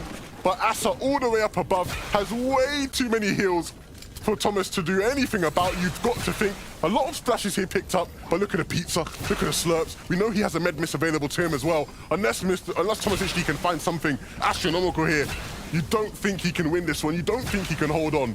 Can imagine though, if anybody took that storm damage early on in the game, it could be it. He finds even more. Thomas has more to work with. 3 splashes left, 3 pizzas of pizza, a slurp juice, Madness being used. Still 2 splashes for the last moments when Storm Sickness begins to tick in. It's on and on the other side. Ace is now taking some extra damage, forced to use the heals. Thomas, he clutches up big, play after play, finding every single heal along the way to take the game. And it was Storm Sickness. That was Ass's demise. He had so many heals. He still probably could have dropped down to get the med miss, but with taking too much storm damage earlier on in the game, it continuously is going to be what stops these teams with all the uber heals from playing the way they want. And it's Thomas who stays cool, stays calm and collected, finds that med miss that was so crucial. Without that, the game's done. There's no chance. That siphon too, that elimination he sneaked up, that's 50 extra HP. Doesn't matter how much toppings he had on that pizza on the high ground, it just wasn't enough. And there was even a scare there. There was a scary moment at the end where it looked like Thomas was trying to pass on over all the heals to Malabuka. Malabuka goes down. Thomas just makes a daring play to go even deeper in the zone, pick him back up, and win the game. And it's good to see these guys get into the action. Game 2, they were impressive. They were there. They showed us that they're here in this lobby. Game 3, they come through and win it all. What a game from this team. But let's send it to the best people to break it down. Zeke and the analysts, what you got for us? Thank you guys so much. This is what we actually had a moment here to talk about when the show began. It's experience. And that moment, Thomas HD experience kicks in, and he's just calm, cool, and collected. He knows what he's got to do to get the job done. Perfectly executed from Thomas HD. That med miss really saved him right there at the end. Of course, Acer had more heals as it happened, but the Storm Sickness didn't quite work out for them. It seemed, honestly, as though Acer really believed that he had that one in the bag. Yeah. It looked like the freest victory royale of all time, but that decision from Thomas and Malabuka earlier on to drop their heals, wait for the perfect opportunity to basically double back once Thomas realized that the coast was clear. I also love the way that he went and actually pushed for those final eliminations to make sure that there would be no interference when he was playing the sustain game. It is wild, man. The pizza parties are in full effect right now. Congratulations to Malabuka and Thomas HD.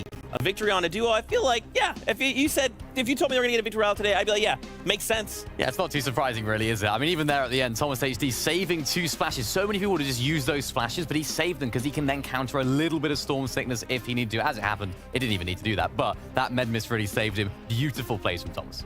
Absolutely wild. I wonder as well, you know, how much do you have to consider, right? When you're in these final moments, for them, they're like, yeah, we know what we left behind. Like, there's so much to have to keep account of, right? And again, it does actually come down to execution. You kind of have to know how to stack these heals. Yeah, I do think a part of it, though, you can definitely see how detrimental it is for players when they don't have those healing resources available for them. Because, again, Asa all the way up on top, but Solveig, someone who was really trying to work their way through the mid-ground layers, and even with that rare Havoc pump, managing to find some really clutch refreshes because they needed those heals. They came at the perfect instance, and even then, it still wasn't enough in comparison to what some of their opposition were rocking. Yeah, and look, now we turn our attention to the standings for just a moment. The deal and Mr. Savage. Ooh. They finally take over this leaderboard. Currently 160 points there. Only 11 points ahead of Queasy and Vino, but hey, a lead is still a lead. Yeah, we saw Queasy and Venom there going down very early on. They tried to go for the double pickaxe, but that doesn't really work too well when you're going against weapons and guns, so that didn't quite work out for them. But another big game from Queasy Venom could see them putting back on top. But of course, Vadil and Mr. Savage, they are definitely going to be trying to stay up there. Yeah, for Queasy and Venom, sometimes it's the thought that counts. But hey, I mean, given their recent performances, though, in the last couple of lobbies, I think they're not too beat up over it. But for Vadil and Savage, again, this is where we really are starting to see that individual skill level when combined and all the potential we were talking about. Love seeing them at this point halfway through. For sure, and kind of to double back there, Thomas HD, they're jumping up into that 3rd place, right? Suddenly they're like, hey, one good pizza party, we're here to play as well. A duo that's currently not in our top 10 is Tayson. We're looking to kind of see if they can pick up momentum to kind of make it in that top 10 as well. That's what it's all about, picking up momentum. I think in this instance, they didn't quite prepare well enough. We saw Slove and Ace all the way up on high ground. We saw them building that huge sky base. They prepared very well. They got all their heals done, but what we saw, Mustache, Tayson, they didn't have that in their locker, so they had be a little bit more aggressive at the end. They didn't have the heals to use right at the end, so they had to. And it was just an unfortunate situation for them. Maybe they fought a little bit earlier on, which expended those heals, but not a bad performance. Yeah, and I think also this aggressive gameplay coming out of Mustache and Tayson is kind of playing a little bit of spoiler to some of these other duos that are just trying to wait for those late game instances to utilize their sustain. Instead, they're having to worry about these pincer maneuvers getting pressured, and nobody wants to have to deal with all that aggression. Yeah, and I really appreciate that everyone's kind of building these maximum height sky bases. You know, we kind of dealt with that during the hammers, the shockwave hammers, and everyone was like, if we just build high enough, we're fine. Same premise applies here to the Kinetic Blade. It's crazy, and that is what it's all about. Preparing that sky base early, knowing, actually, you know, we have all these heals in the bank. We have all of these materials in the bank. Why not just go up onto sky base? It looks like one of those content creator videos that you see in pubs, you know, seeing people going all the way up on high. It's amazing to see. It's great to watch, and I like to see the teams down below just observing and just going, you know what, there's no hope, really, is there, of getting up there. But yeah, it's been great so far. It is kind of crazy as well, knowing that the teams that are playing up on high, sure, they're able to find tags from here and there, but at the same time, they're not necessarily forcing eliminations. No. They don't really need them. All they really need to do is keep that positioning so that they don't have to expend their heals as early as some of the other teams in the lower layers. Yeah, and I mean, a lot of these duos, they're thinking the same thing. We ain't want no more pizza parties. We want to find these duos. We want to eliminate them, and that's what we have to do. We have to be a little more aggressive than I feel like EU's maybe used to. Like, EU is the aggressive region, but I think we're asking for more aggression. I think they need to. Towards the latter stage of the tournament, you need to apply that aggression, because if they don't want to have these heal-offs, you have to just be aggressive yourself. You can't rely on everyone else to not take heals, not take the pizzas. It's not going to happen, so you have to take the stage and take the front foot to go for those eliminations at the end. I think that's what we're seeing a little bit more of, and I expect more of the same. Plus, it's a little bit risky just trying to rely on pure aggression as well, because just because you find a refresh, you might get that instant siphon, but you won't necessarily get the materials that you need in order to stay alive later on. Yeah, so many little things go into getting that victory out and even making that top 10. How will teams continue to develop? Well, let's find out. We have the next game ready to go. So, find your seats. It's game time. Seats have been found, and game time it is. Zeke, Raren, and ready to go, Levin. I've been excited, even though heal-off isn't our traditional way to win a lot of these games. It has its own unique set of skills. It's more brain over brawn this time around. It's more who can just find the pizzas more, right? Who's the best at rolling up the dough, you know what I'm saying? And we're definitely seeing that from a lot of these teams, right? If you have that pizza at the end, it is the key to success. And I can assure you it will be the key to success again here in this game. As the battle bus loads up, the players are ready. The question will be, will we see some newer teams maybe start to get into the fray? I think we're seeing, you know, the teams that I think many people, the usual suspects per se, are the ones that we're seeing in these lobbies right now. And to be fair, there were a lot of top teams that missed out on actually qualifying to the stage, right? The likes of, you know, Campioni City missing out. The Aquas and O'Reillys of the world. Thank God we have some of the best observers in all the land, because the unspeakable just happened yet again. Outdropped and outplayed. Down goes Vino, down goes Queasy to start the game. If I speak, I'm in big trouble. I'm in big, big trouble if I speak. Well, I'll take over. Hellfire, Ref's guard towards Mega City. This time around, nobody is even towards the north part of Mega City. They're getting very, very active right out of the gates. It probably comes down to who had the better drop in these moments. There. Hellfire trying to go for the cleanup. Goes down, fakes it right back, goes up, but it's he who gets faked out in the end. Him and Ref's guard gets him back to the lobby. Yeah, he went all in at the end there, and it didn't quite pay off. For Strokey and Hydra, will they get involved in the fighting? It certainly wouldn't be out of character for them too. They are going to get that res now that they won that fight. Still 3 teams left, though. Towards Mega City. Plenty of loot to get passed around from everybody here. Still has some sort of claim to it. Isha's going to go ahead and win a huge 1v1. Basically winning it out for the team. And the chance for the reboot to come through. Somebody in the minimap begins to close the distance. Maybe even trying to get some cheeky shots for their own Storm Surge. You see it coming in the distance. A couple of them are going to hit. A ban is going to go ahead and live to tell the tale. Just a shred of HP left on. He's trying to reunite with his teammates, get any of the scraps that's left behind, so he can at least try to play defensive here if push comes to shove. Yeah, they'll be very happy Banwash especially, that he's back in the game. Gabix and Shmeki over towards Lonely Labs. There's nothing lonely about it right now. There is another duo here that's causing them issues. That's Tenzi in the distance. The deal in this is Savage. Another game where the two competitors are down and out, and so hopefully this time around things can go a bit better for them. And using those blades to close out that fight there, Mr. Savage. Another off-spawn win. Mr. Savage and Vidil. They continue to try to, honestly, reclaim their throne as two of the biggest competitors in the region. I think this is the year for Mr. Savage. I just have a feeling he's just playing lights out. A version of him that we haven't seen in a long while is Shmeki and Gabix. Trying to make sure nobody's floating around Lonely Labs, even though there is gonna at least be one player there. They're just trying to look for him. Get that elimination, clean him up so they have less to worry about.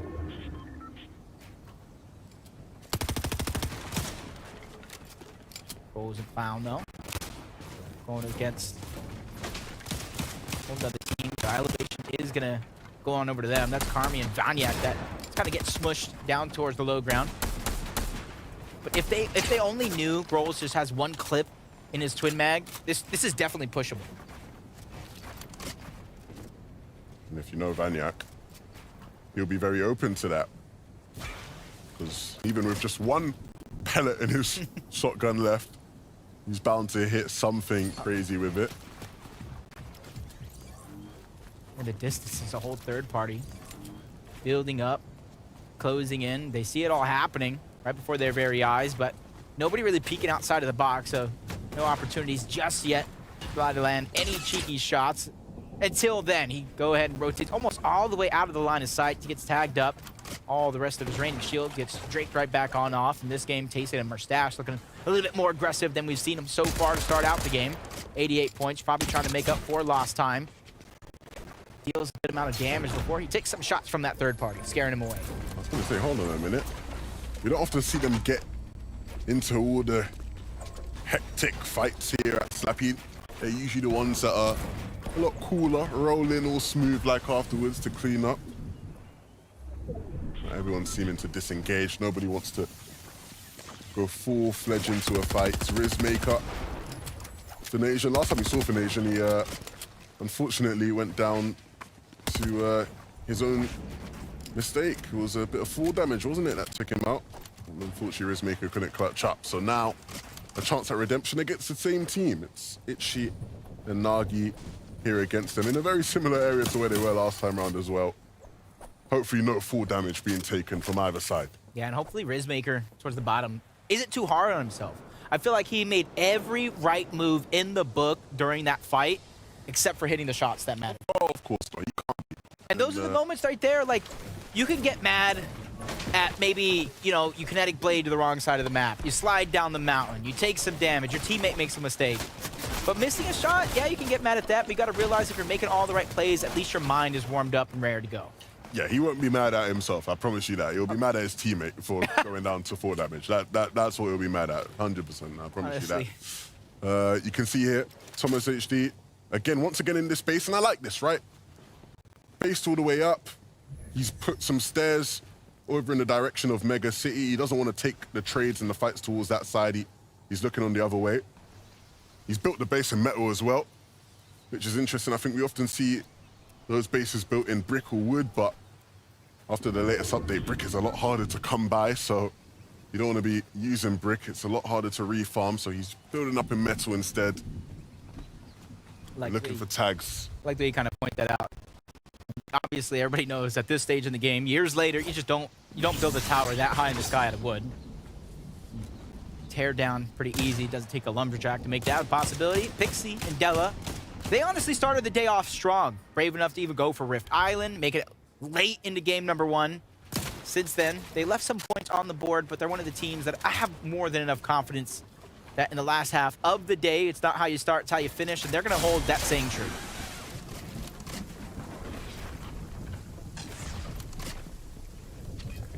Okay. Outside of zone. Not too far, though. for now. Still got 40 seconds as it continues to close. Popping a big pot just to make sure if they are going to fight, if they are going to exchange some shots, he can take the damage while he dishes it out. Yeah, Romek just waiting here in Storm. We're making their move on in, cheating. Positioned up here at the top of this hill, and he's waiting for those guys to drop down, and drop down they will, but he's not actually connected with the shot.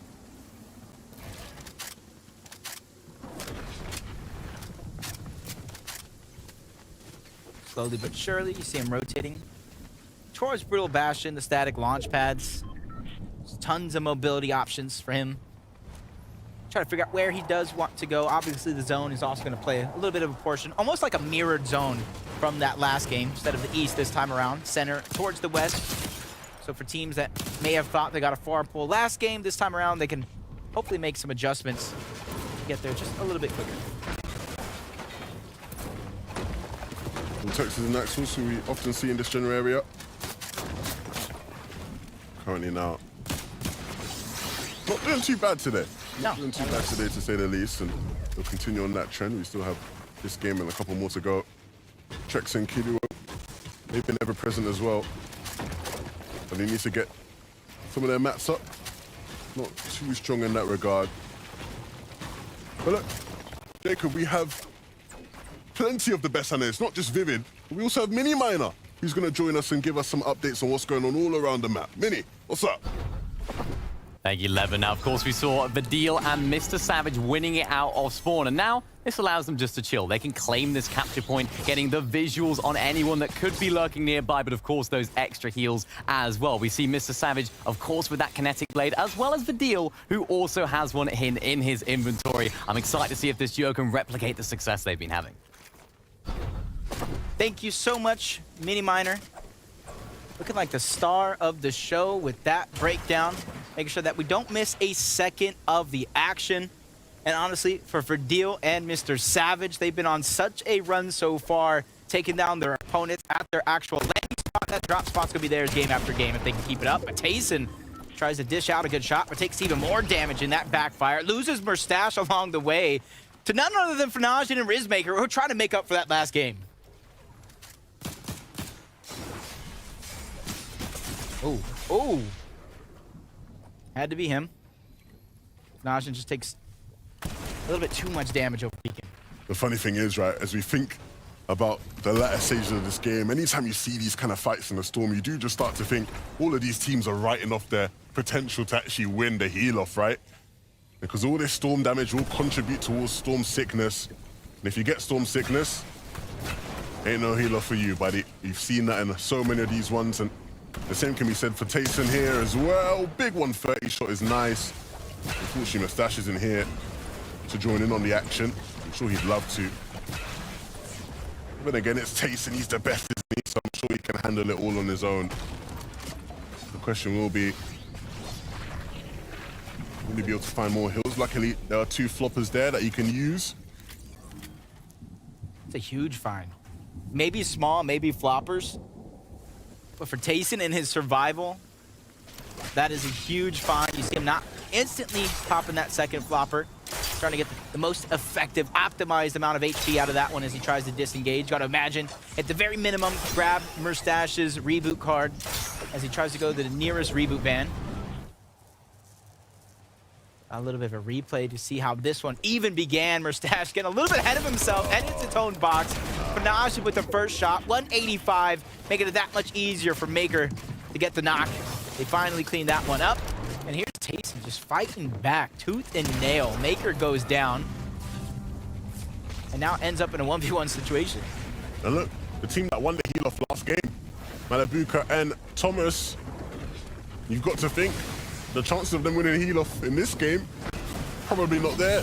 Deep in the zone, taking Storm 6 unnecessarily. Well, maybe not unnecessarily. They've been forced into this position, you'd think. Either way, they can recover from this game and salvage something.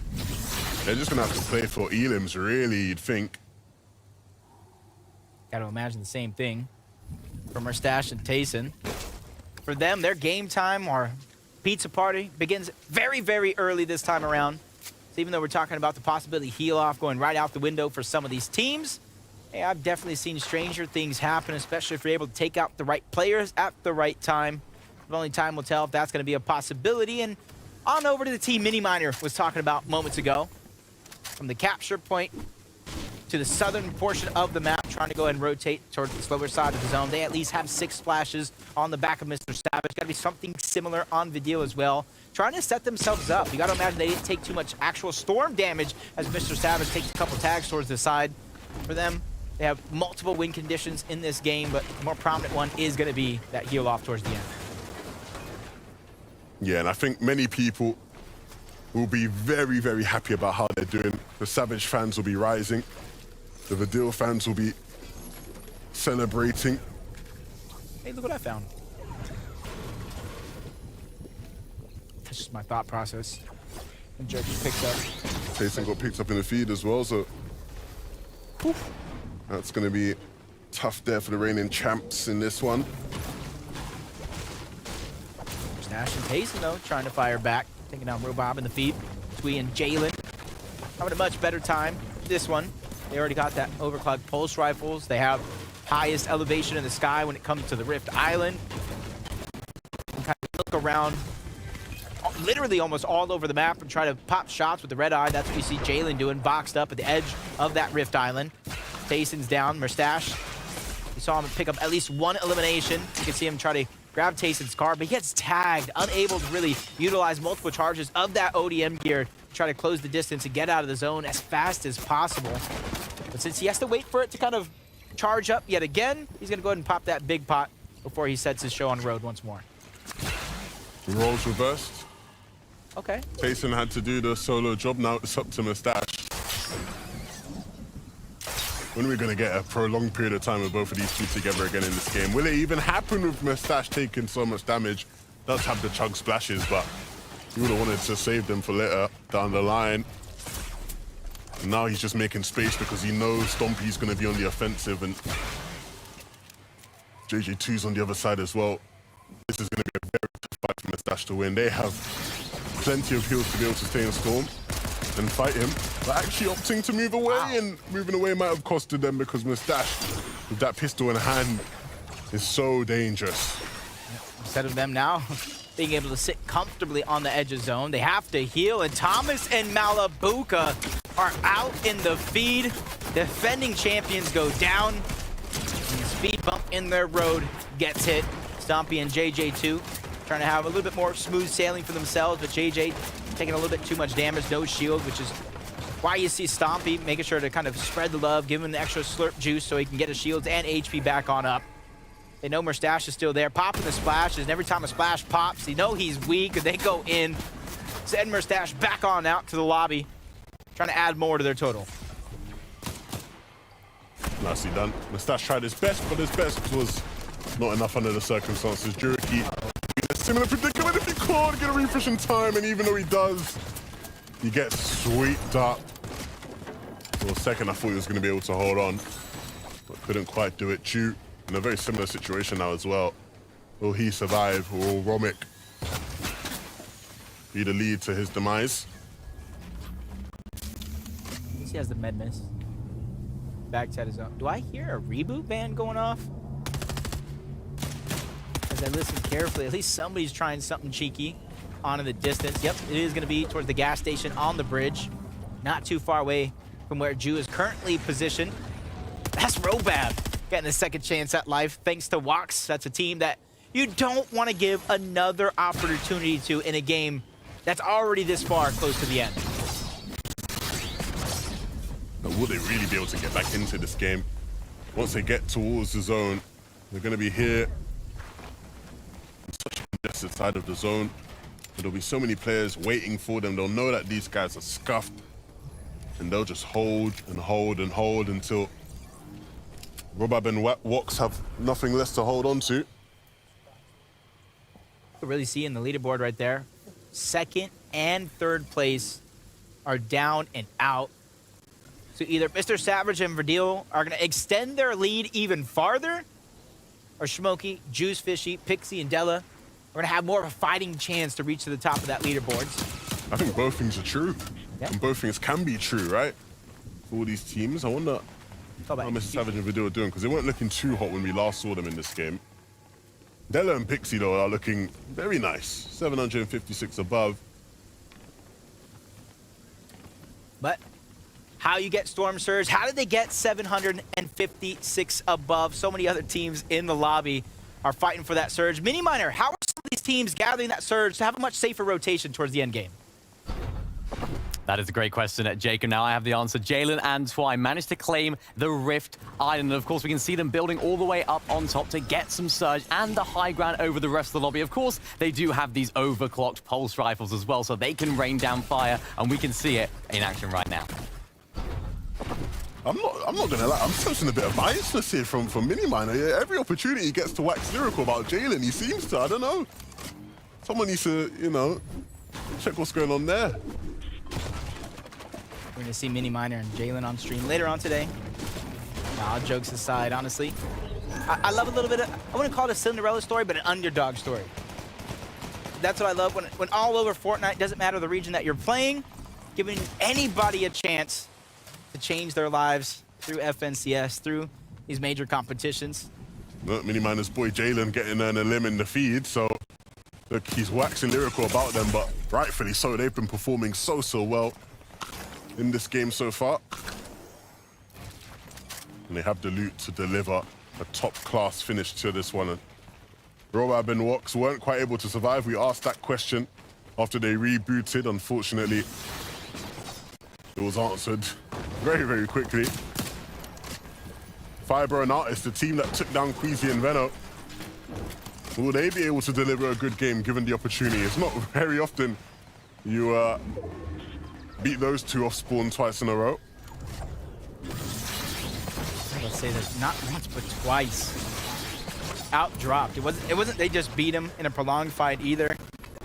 They were actually just out-dropped altogether. Karmi trying to do it by himself. Not only is he below when it comes to Storm Surge, taking so much damage to the zone, and luckily for him, there's a little stand with fruits and vegetables towards the outskirts. He's going to try to munch on a couple of those. And I guess my mom was right. Fruits and vegetables really do make you big and strong. I don't know about the big part for you, Jacob, but nevertheless, Karmi is still in this one. Joke's on you. I didn't eat the vegetables. Of course not. Of course not. Look, Vanyak isn't alive, and we usually associate the big solo clutches with Vanyak. So this is Karmi's chance to show that he isn't just being carried in this team. He can carry his load when needed. But it will be hard because he's only down to wood, and there is a team right above him, and it's the top dogs of the lobby right now, Jalen and Tweet, who have been doing a lot of work. And the big thing is, with those pulse rifles, wood might as well be nothing. Wood is as good as paper when it comes to pulse rifles and breaking into boxes. So Karmi will be hoping that they just leave him alone. Wood is like going out in negative 30-degree weather with nothing but a hoodie. When you're inside, it makes you feel like you're going to be warm, but when you finally get out into the playing field, it's absolutely nothing. Axe Force and Vortexers, 91 builds on Axe Force. So plenty of material for them to work with. They got a little bit of journey to get to the zone, but for them, there's not too many teams that are nearby, not too many teams congested that close, so they time it perfectly right. They can get there rather quick and try to gatekeep everyone else towards the outside of the lobby as Vortexers just trying to go ahead and use those chug splashes, get them as close to 200 effective shield and HP, knowing how dangerous the rotation could possibly be. And Pixie and Della were looking so good earlier. For a moment, having to just regroup and use a bunch of those chug splashes to get them back into this game. We might not see them play for height the way they have at their very best. But that doesn't mean that they will be quiet in this game. They will still make a bunch of noise. 900 above, Surge is not a problem. They don't have to worry about that. They do have to worry about starting to maybe pick up some refreshes to get their heals back that they just had to use and top up on their materials as well so that they can top out the rest of this game. Alvi and Swids, 203 above the damage threshold. Not too far of a rotation for them. So they're gonna have the safety of the high ground and the comfortability. Just kind of gather all this information, put shots when they want. With only 29 medium bullets left in Alvi's Red Eye Assault Rifle. You can see why he's not pressuring people from above. Mr. Savage, just a couple of layers below, losing Badil along the way. 43 below the damage threshold. Somebody went down, allowing them to go 188 above, giving Mr. Savage some comfortability. You can see how he's so far spread out from the rest of the lobby as well. Yeah, you saw Artist was the one that actually got the final credit onto Badil, man. These guys are taking out all the top dogs in this lobby. But Mr. Savage is a lone wolf, and he's done that plenty of time. One of the best solo players in the history of this game. And now, maybe a chance to show us exactly why the Norwegian is considered that. Shamoki and Juice Fishy, they're back in this game. They're back trying to show us what they can do. Axos and Vortexes, who have climbed through the standings today, also have a shot at this one. 295 above the damage threshold. As I say it, they drop 220 damage. Somebody is putting in work right now, 11. And for Vortexes and Axforce, it puts them really on notice that we have to start being proactive. We have to start getting active. We have to start getting the damage that we need, otherwise we might fall behind. For Vortex and Jeffco, 10 above is all they're going to be able to really capture for now as they use the ODM gears to go around the zone, taking some damage, but that way they can get to the front side and have a little bit more safety on their rotation. Yeah, their position is a lot much better off for it. Trexa and Kiduo, they're also in the front side of the zone, but both players a bit separated there. Not together, they need to get back to each other. Mr. Savage, even as a solo, knows he needs to be aggressive down on Surge. Knows he can't just sit there and be taken out by the rest of the lobby. And so he's going to try and make a play. He's landed on that player's wall, needs to be careful, needs to drop back a bit. But he's looking at the backside. He knows there's going to be players coming, but he doesn't see the ones that he turned his back away from, and that will be the end of his run. But there's still more to fight for. Juice Fishy, Shamoki, they're still alive as a duo. And they're causing problems, Jacob. Yeah, they're one of the teams that we see make it to the end of game number 1, skyrocket to the top of that leaderboard. Now it's time for them to kind of play consistent, mimic that style of play as Della and Pixie under siege, under attack. ODM gear, melee attacks really causing destruction to the builds, forcing them on the back, but somebody's going to get into the box, putting a huge shot on Della. Him and Pixie reunite yet again. The chemistry between these two is absolutely fantastic to watch. It was Artist and Fire, bro, that kept knocking on the door. They tried to slam it down, push it away, but they couldn't. They just had to slip away. But the game continues. You can see Albi up on height. They get chopped, and so they need to reconnect.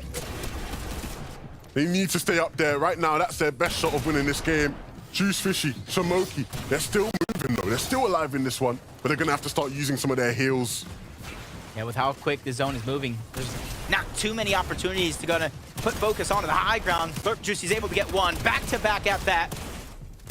He's going to clean up all this loot, the siphon, the refresh, absolutely needed in the moment like this. 5 eliminations that continue to push forward. Pixie and Della doing the same thing, but congested towards the low ground. That's where it gets dangerous. Into our top 10 we go as they're going above, changing layers. Instead of fighting fire with fire, they're playing the smart and the long game. Yeah, but they need to maybe think about claiming low. That's where the eliminations are going to be.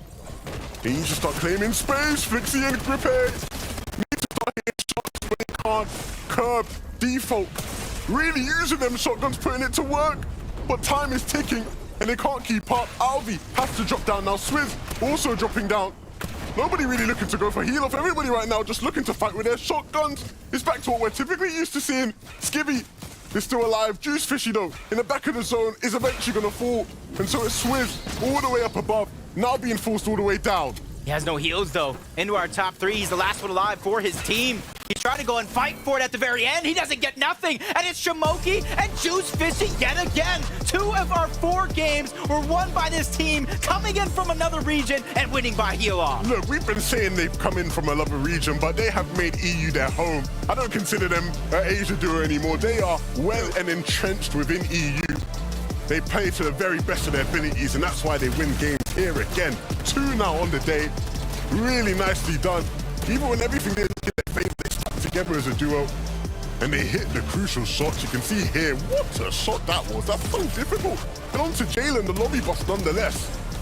Really nicely done from this duo. Getting a siphon this late in the game. kind of counts as an extra heal in the inventory. The extra 50 HP that they're able to get, especially in a moment like this, especially for Juice Fishy. He's the one going down and causing destruction for everybody trying to play heal off. That is back-to-back wins. I say back-to-back, but games 1 and game 4 won by these guys doing that exact strategy. They have their roles laid out perfectly. Look, I like what I'm seeing from this team. They've come to Major 2 and they are showing up big. When a lot of our top teams weren't quite able to hit the mark in that game, these guys stepped up, and that's going to do wonders for them in the standings. Look, we have a couple more games left, but who better to break it all down than the analysts? Thank you guys so much. Want to take a moment here to introduce SBG, our special guest hanging out with us, our analyst extraordinaire. Welcome to the broadcast. Hey, Smokey got himself another victory royale there. Of course, it did happen with the heal off, but this feels a little more traditional Fortnite than we're used to seeing. Yeah, dude was fragging right there. Little combination team play. You have the one teammate just absolutely popping off there in the end game. Then you have the other teammate playing a little safer, keeping all the heals in your back pocket just in case he can't frag that hard. Yeah, look, Slurp Juice Fishy was not even having to utilize that legendary Slurp Juice. He was just slurping up everybody else's health with refreshes, and I think that it was just an excellent job of weaving in between all those build cracks wherever possible to connect those shots, because again, aim is everything when it comes to closing out. Yeah, and it feels like a lot of these duos are trying to figure out a similar strategy, right? A lot of them seem to be focusing more on this kind of heal-off meta, but others are saying, I don't want that anymore. I want to be able to push and be as aggressive as possible. It's kind of what we talked about before this last game. SPG, do you feel like maybe some of these duos are looking to implement more aggression? Do you think maybe there's something else they're looking to do? I think certain duos are going to be comfortable playing that aggressive style, but ultimately, not every team's built like that. Not every team can go get 8 elims in this lobby. And when you see Juice Fishy pop off like that and just literally use all these other players for heals, he doesn't need any heals himself, gives them all to Shimoki, that's a great play right there. And this also might have been one of the most closely knit finishes that we've seen so far on the day. So I really love the fact that they were just playing off of each other so well throughout their box movements in order to capitalize on every single one of those elims they were managing to find. Yeah, their pizza seems to have some kind of special ingredient, right? There's a little bit of extra spice on that because 2 victory royales on the day, especially a little over halfway through, does look pretty good. Let's take a look at our standings. How are things shaking out for these duos so far? With that, they now jump into first place, right? They're starting to look, like I kind of talked about, more traditional Fortnite. This is what we're seeing. Eliminations, consistency, and placement. And now they're at the top. It's no surprise to me, though. You get 2 victory royales, you're in first place, and by a decent margin. 20 points is no small feat, and we're in the back half of this tournament now, so these two have set themselves up really nicely for the rest of this tournament. I think they also just did an excellent job capitalizing on the fact that we saw our top 2 contenders with Queasy and Veno, Savage and Vidil going down relatively early. So Slurp Juicy, they were able to take full advantage of it. But again, still a pretty strong showing, I think, from Savage and Vidil, considering that Savage was left in that solo situation. Yeah, and talking about Savage, I mean, we've seen these two absolutely play perfectly through these games, and it's not something that they've exactly done leading up to this. Now showing whatever practice they've put in over the past couple of weeks, the VOD reviews, it's all come into play, and it's working so nicely for them because, I mean, second place, you're behind a team that's won 2 games, and they haven't even won 1 yet, but it doesn't matter. And you have to consider that out of the 4 matches that have occurred so far, half of them you see Savage and Vidil not really having much heals to work with in the first place. So I think the fact that they're still managing to hold on to that top 2 threshold just kind of indicates that they're doing a great job at just managing their placements overall. Looks so good and continues to look good. Now, of course, why don't we take a moment? Let's talk about Storm Surge. Okay, the dreaded Storm Surge. Let's discuss how these duos may be looking to deal with this, especially remember the brand new meta. We're trying to find our ways to make sure this doesn't affect us as a duo. So what are we seeing?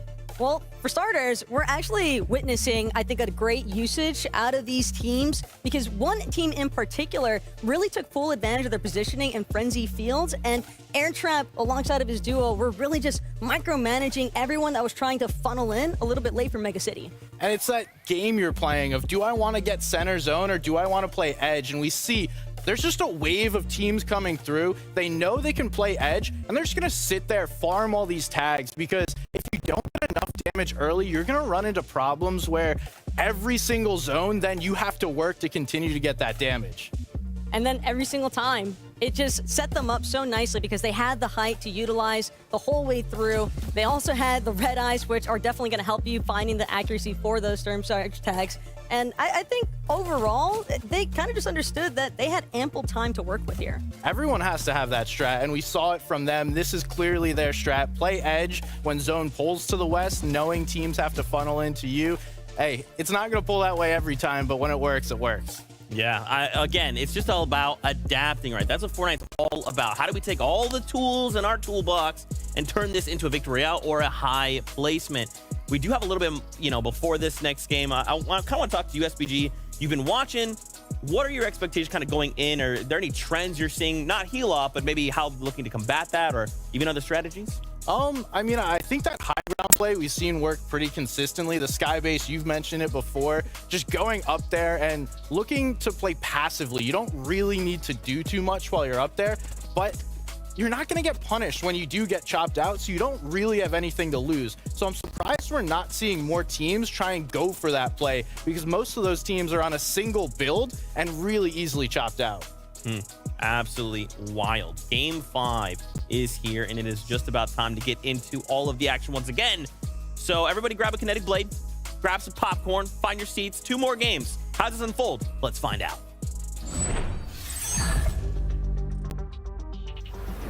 This is it. This is what we came for. The top of the leaderboards is claimed by Shamoki and Juice Fishy, and they've done it by winning 2 victory royales out of only 4 games. Yeah, they've been one of the best teams to watch throughout today's games, and I think there's no surprise why they sit currently in first place. Why they've been so impressive throughout the past couple of seasons we've gotten the chance to watch them. I'm very impressed, but look, there are still 2 more games where big shakeups can certainly happen. Yeah, and I'm going to be looking over toward Kenjutsu's crossing to see if Queasy and Vino can finally make something happen over on that side of the map. Back-to-back times, they weren't just beat, they were out-dropped and outplayed. What's going on with the drop map? They got to fix things up, and the time to do that is now.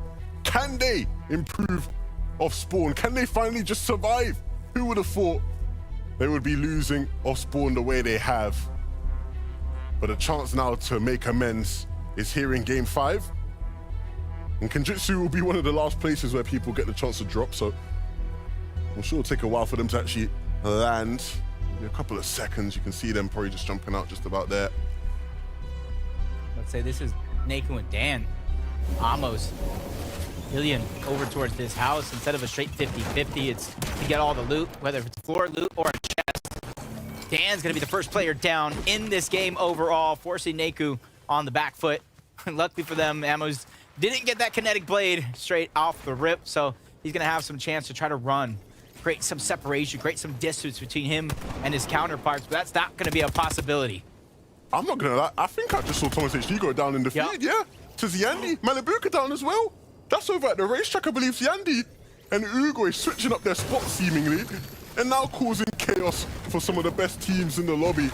Oh my goodness. What is going on here? Definitely. That was a 6th place team going down. Yeah, definitely something you don't see every single day. A lot of our top teams, or at least a lot of our superstars of the region, seemingly going down right off of their POI. But this time around, we asked the question, Queasy, Vino, are they going to switch it up? And they have this time, lasting just a little bit longer off spawn. Queasy has that legendary Havoc pump shotgun, so he's definitely able to pack a punch. This time he's going to use the ODM Mythic Strikes to try to break some of the builds, allowing Vino to try to get in and close it out that much quicker. Sorry, everybody. Jacob's actually colorblind. It's epic. It's not legendary. Legendary's the gold one. I wish you could see the smile on Jacob's face. Vino winning off spawn here against Fiber and Artist. Finally making amends for what went wrong. You know what I think it is? What is it? I think of Epic. I think of Epic Games. I think of all they've done. So many great things. So you would imagine that would be the gold rarity. But you know, my boy Biscuit's probably watching this right now, making those same notes, letting him know, okay, he said it at least twice right now. We're going to have a talk after this game. Look, they're not going to name a POI after you, mate. You can calm down. Either way, Shmeki and Gabix over at Lonely Labs, they've been contested all throughout the day.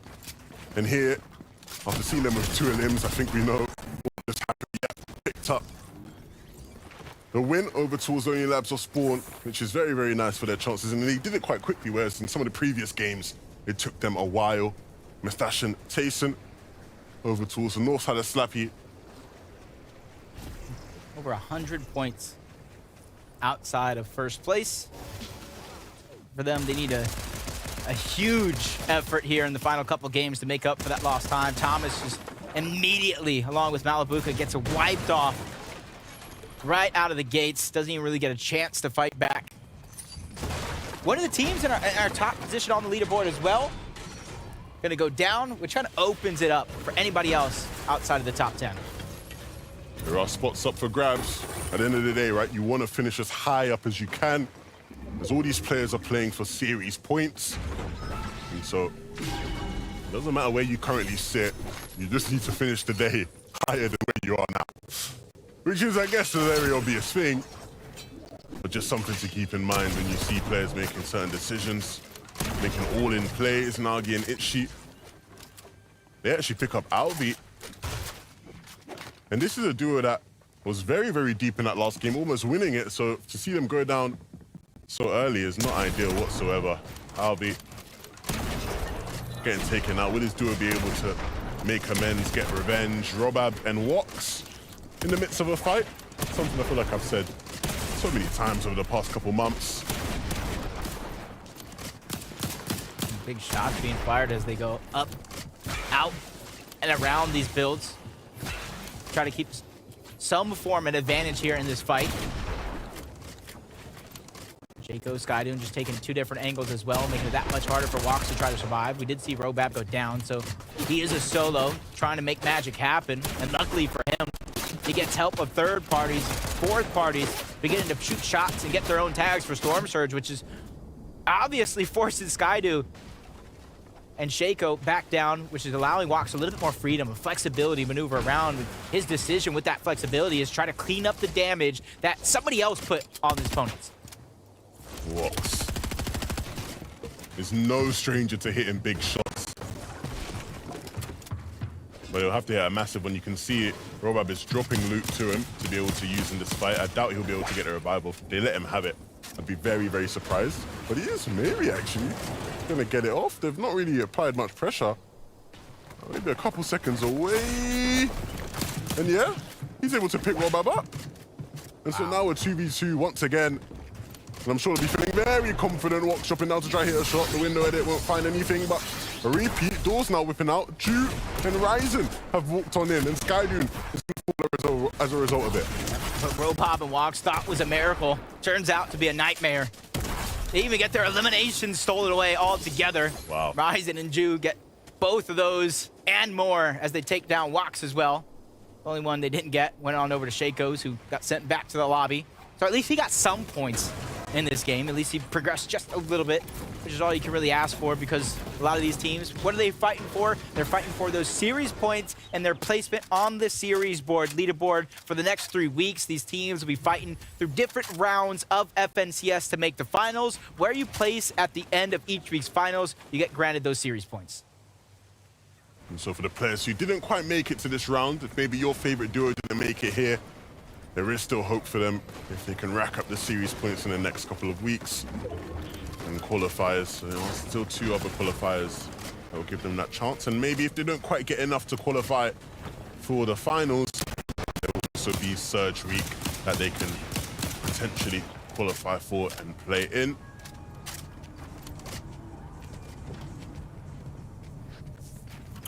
These fights are so tricky over towards Mega City. I feel like it's very, very similar to Rave Cave when you're fighting, to where if you don't actually know the terrain and you're trying to traverse in and out of these buildings of Mega City, you can easily get caught off guard versus a team that knows the in and outs, all the nooks, all the crannies. So playing careful against teams towards Mega City, tough. Grip A just lands a shot from above onto Ref's guard, giving away his position. He's trying to continue on that damage, doesn't want to let these heals and the damage go to waste. 2 pieces going under his control. Make it 3 in a row as he continues to try to close the distance between Ref's guard, Hell's Fire, and himself. His teammate even getting that additional angle. You see they reunited for a quick second as they thought they were going to get pushed. Uh-oh. Backed up just a little bit. Great defensive shots. Just try to slow down their opponent. They're using that moment as a way to try to escape, and they're using other players closing in on the same distance to try to get out, but it's User who actually takes down Hellfire trying to escape. Storm's coming in, so that isn't really going to phase them. It being low tick, and they are very close to being able to get in safely. Both of these teams, everyone just wants to get the one up over each other. Rescott patiently waiting for somebody to waltz through that door and make that mistake. Might be waiting for a long time. It doesn't grip it, and if Flixie are going to go in that direction, you know, to get in a different side, move down south a bit here. I wonder who got most of the loot from Mega City. So many people probably going to fight for those same scraps as well. A lot of open slots in the inventory, a lot of health going to be needed. A great place to try to pick those up, or honestly the rest of Mega City altogether. The biggest POIs we've seen in all of Fortnite is Benny's boy right here, Jalen Sweet, trying to have a better performance. I love how we've just designated Jalen as a mini boy. That's his man's right now. They're going to play right after this, right when they get back. Hey, look, he's got the nice little logo of his Twitch channel as well. He looks like he has a nice studio all together. I see the sound phone panels. It's got a nice setup. A lot of bright lights, though. Hopefully they don't distract him from the task at hand, which will be to try and get some search and maybe essentially fight some cash that you see there. Ccfn Bacon, that might be in the way, though, so it could be something hard to do. Mustache and face and face startup. They're not the highest base, so they have to be careful, right? Mustache is blocking his back while he takes shots onto where the back isn't, and headshots being connected as well. The decent trade for Snapchat. I feel like I didn't even see him. That's why they're better place in the world. They're better aim in all of gaming. But it is a harder angle for Mustache to see, since that player is on the higher elevation, right? Whenever you're a player that's lower down, it can be a bit more difficult. So for Mustache to even hit the shots he hit is quite impressive. PKR though, along with the link. Have a little bit of elevation. See them dropping down low though. Even though they do have that ODM here, probably trying to use that static launch pad towards the inside to save as much of it for later game as possible. Going for the loot nearby. Another mid there for PKR was eventually travels in this direction, saving those instant kills, those chug splashes for later in the game. We've seen how impactful they're literally game-changing the way this plays out in the end game.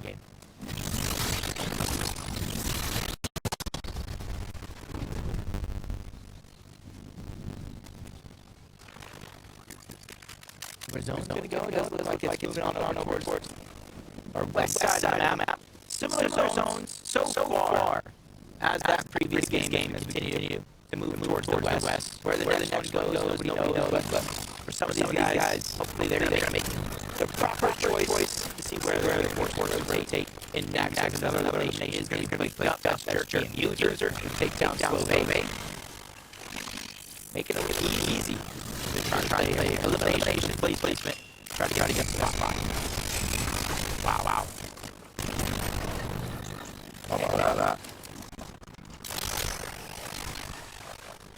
That is one of the uses that we've seen in one of the devastating ways to kind of take advantage of anybody that might not see you coming while using that ODM gear.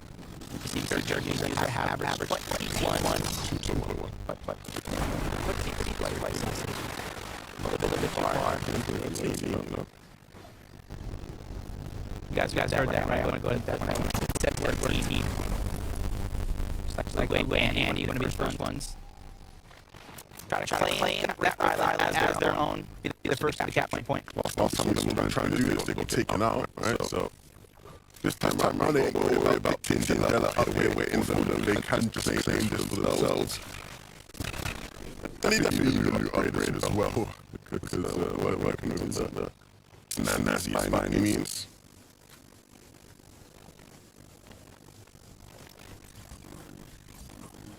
Yeah, been playing absolutely lights out. They've won a number of heal offs on the day. Luckily for us, though, we have mini mine. How are they getting these heals, and how are they making it happen? they are getting these caches. That was absolutely perfect for this team right here, because they actually enable the cache, activate it, and then build around it, like we've seen them do. But they're not just sat around wasting time twiddling their thumbs. They're using this time to get as many materials refarmed as possible. Of course, we see the loot that they can get from this cache as well is incredible. So hopefully they can carry that into endgame and find more success. Mind breaking it down yet again, adding a lot more strategy to our game for players that kind of let that weapons cache bypass them game after game. You see why so many players are fighting for it. Kind of bolster their inventory in terms of weaponry and heals. Really making a difference as Smokey and Swizzy were able to win 2 games on the day so far. Flodax and Cairo taking a little bit of height against Wigway and Zandy, who are one of the first teams to Red Island. It doesn't matter if you're first, it just matters if you're brave enough to fight it to the very end. Claiming that capture point as your own, you get even more heals to kind of work with, but more importantly, it's those overclocked Bush rifles. I was hoping they'd be able to claim the capture point nice and easily, but unfortunately, once again, that's just not going to happen, and understandably, right? It's so valuable, the Rift Island, what you get from it. It's just so fruitful, and so to be a sole team up there and taking it for free is very, very rare. They're going to have to fight for it if they want it, and this time, they're going to have to win that fight. We've already seen them lose the fight for Rift Island in previous games. Cheating, though, in the storm, trying to fight for his life, fight for his game. Glumshy's not here. So he has to beat Marco in this 1v1. They say that same thing. Mano a mano, solo versus solo. Not deep in the zone for now, but in 45 seconds, that zone will continue to move, and then they'll be pretty deep in zone. With only 40 ticks onto the med miss, Marco knows his resources in terms of regaining that heal is running out. Almost leaving no choice but to go for the siphon and the refresh, because traveling through this long of zone, to get there, especially as a solo, you might not be able to make it out. So this is going to be an all or nothing moment as Cheatin puts it all on the line, goes around and smacks down Marco altogether. That was clean. That was clean. You saw the sort of jump as he peeks around that corner and then connects with a shot as well. Ooh, what a shot from Crab here. Really nicely done. The window peak, and that peak wasn't favorable, but he still hit the shot. Okay, Curb. Didn't get both, but did get one. And that gives him the space to get out of dodge. Probably would have got both, but Jerky was just a little bit too quick to get out, escape, realizing what's going on the line. And that's so many series points. 4 teams want to do their hardest in these next 3 weeks to bypass that surge week, get that golden ticket to the FNCS Major 2 Finals. As Zandy gets 1, he gets 2, along with some help from Uguay to take him down and claim the Rift Island as their own. And that's exactly what they needed. That's exactly what they wanted to do. Look at this. Look at what we are seeing here. Kiro caught with his pants down. He didn't even have a clue he was behind him. And that's one of the easiest shots Zandy will ever have to hit in his life. Nicely done, though, to claim the Rift Island, and the loot they get from that is so strong. We'll see if they can turn that into a good game. Slove and Asa, we've seen them come close to winning today. But the problem when they tried to win was that storm sickness was not on their side. And here again, deep in the zone, taking ticks, if they are able to make it to a top 2 situation again, you've got to think a similar problem. Just nervous for how long this has taken. They got such a far pull when it comes to the zone. They're literally the farthest 2 teams outside of the zone right now with the most distance to cover and not a ton of heals. That's why Slove is trying to make up for lost time. Only 40 left onto the med miss. It's now or never. The longer you take here, kind of closing down the options and the flexibility you have in terms of being able to disengage from this fight. Slap juice there into the distance. But that's absolutely nothing. Even if there is a full stack of 6. Curb might just find the timing as well, just to sneak in on them as they try and distance themselves. He hears that kinetic blade go off, and so he decides he wants to try and get a bit eager, look for some shots, and shots he'll find. Not a bad chunk of damage being dealt there, and it'll give him the space to reboot as well. That, if anything, is the most important thing for Curb in this situation. He gets to stay alive, and he gets to reboot. How long are they going to be able to stay alive is going to be one of my biggest questions, because their opponents already began their own journey trying to cover the distance. They have so much ground to cover themselves. They're going to have to scavenge for heals left, right, and center on their way, as Shmoky and Juice Fishy looking pretty. Not too much to worry about for them. Mr. Savage and Vidil towards the low ground. Max Mats almost to the heals that make me wonder. Vidil just has big pots and shields. You got to imagine Mr. Savage being his true other half, making sure they have some HP that they can regain later in the game. And you got to imagine a lot of these teams, a lot of these players are able to carry those boxes of pizza later on in the game because they're simply saving the augment. They're not activating it until the late portions of the game overall. Yeah, we saw people save augments back in Major 1, right? A lot of people would save for mythical munitions, try to get that mythic pistol in the endgame situations. This time round, this season, this Major, they're saving it so then they can pop some pizzas for the heal off. Queasy and Veno, it's been a while since you actually got to see them this deep into a game. Unfortunately, due to going down on spawn a couple times. But here in this game, that is certainly not the case. They are potentially going to be trying to do what we saw Shmoky and Juice Fishy do and pick up a second victory royale. Look at him. That would be the goal. Munition slide. Cheeky way to get ammo in the box. He's getting about, I think, 2 medium ammo per slide across those boxes. Anything that you can use, especially when you're that low, under 100. You know, you really dish out those shots like candy, so you rather run low on your medium bullets rather quick. So that's something you don't really see come into play too often due to the other augments that you see. But glad to see that a lot of these players are taking any tricks underneath their sleeves and trying to put it to play. Mustache there was looking good, and then wasn't. What even hit him that made him do that much damage? Was that, did he just get like beamed by a pulse rifle or something? Like what? How is he like just no HP now? A double pulse rifle headshot, double red eye headshot. Maybe, yeah. That was not ideal for me. Oh, not Mr. Savage, sorry, Mustache. But they are well above on Surge, which is nice. Ooh, we're going down, oh dear.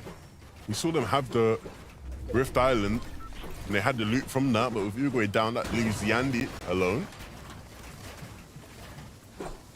And even with Ziandy still alive, the loot that Uruguay must have, you mentioned the overclock pulse rifle, depending on the variation of the Havoc, the heals. It's like finding a loot llama just lying around, and a second chance depending on who's able to find the lucky loot, as Jerky has a Havoc pump of his own. You can see the epic twin mag SMG, C11 I'm learning as we go. ODM gear as well, cover some of that rotation.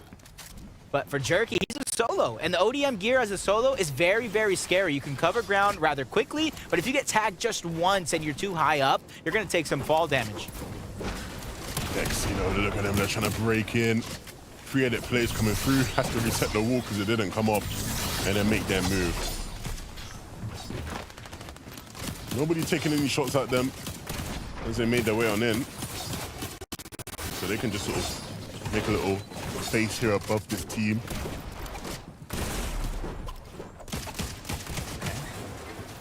Look at his dude. Oh, you see the pre-edit coming out.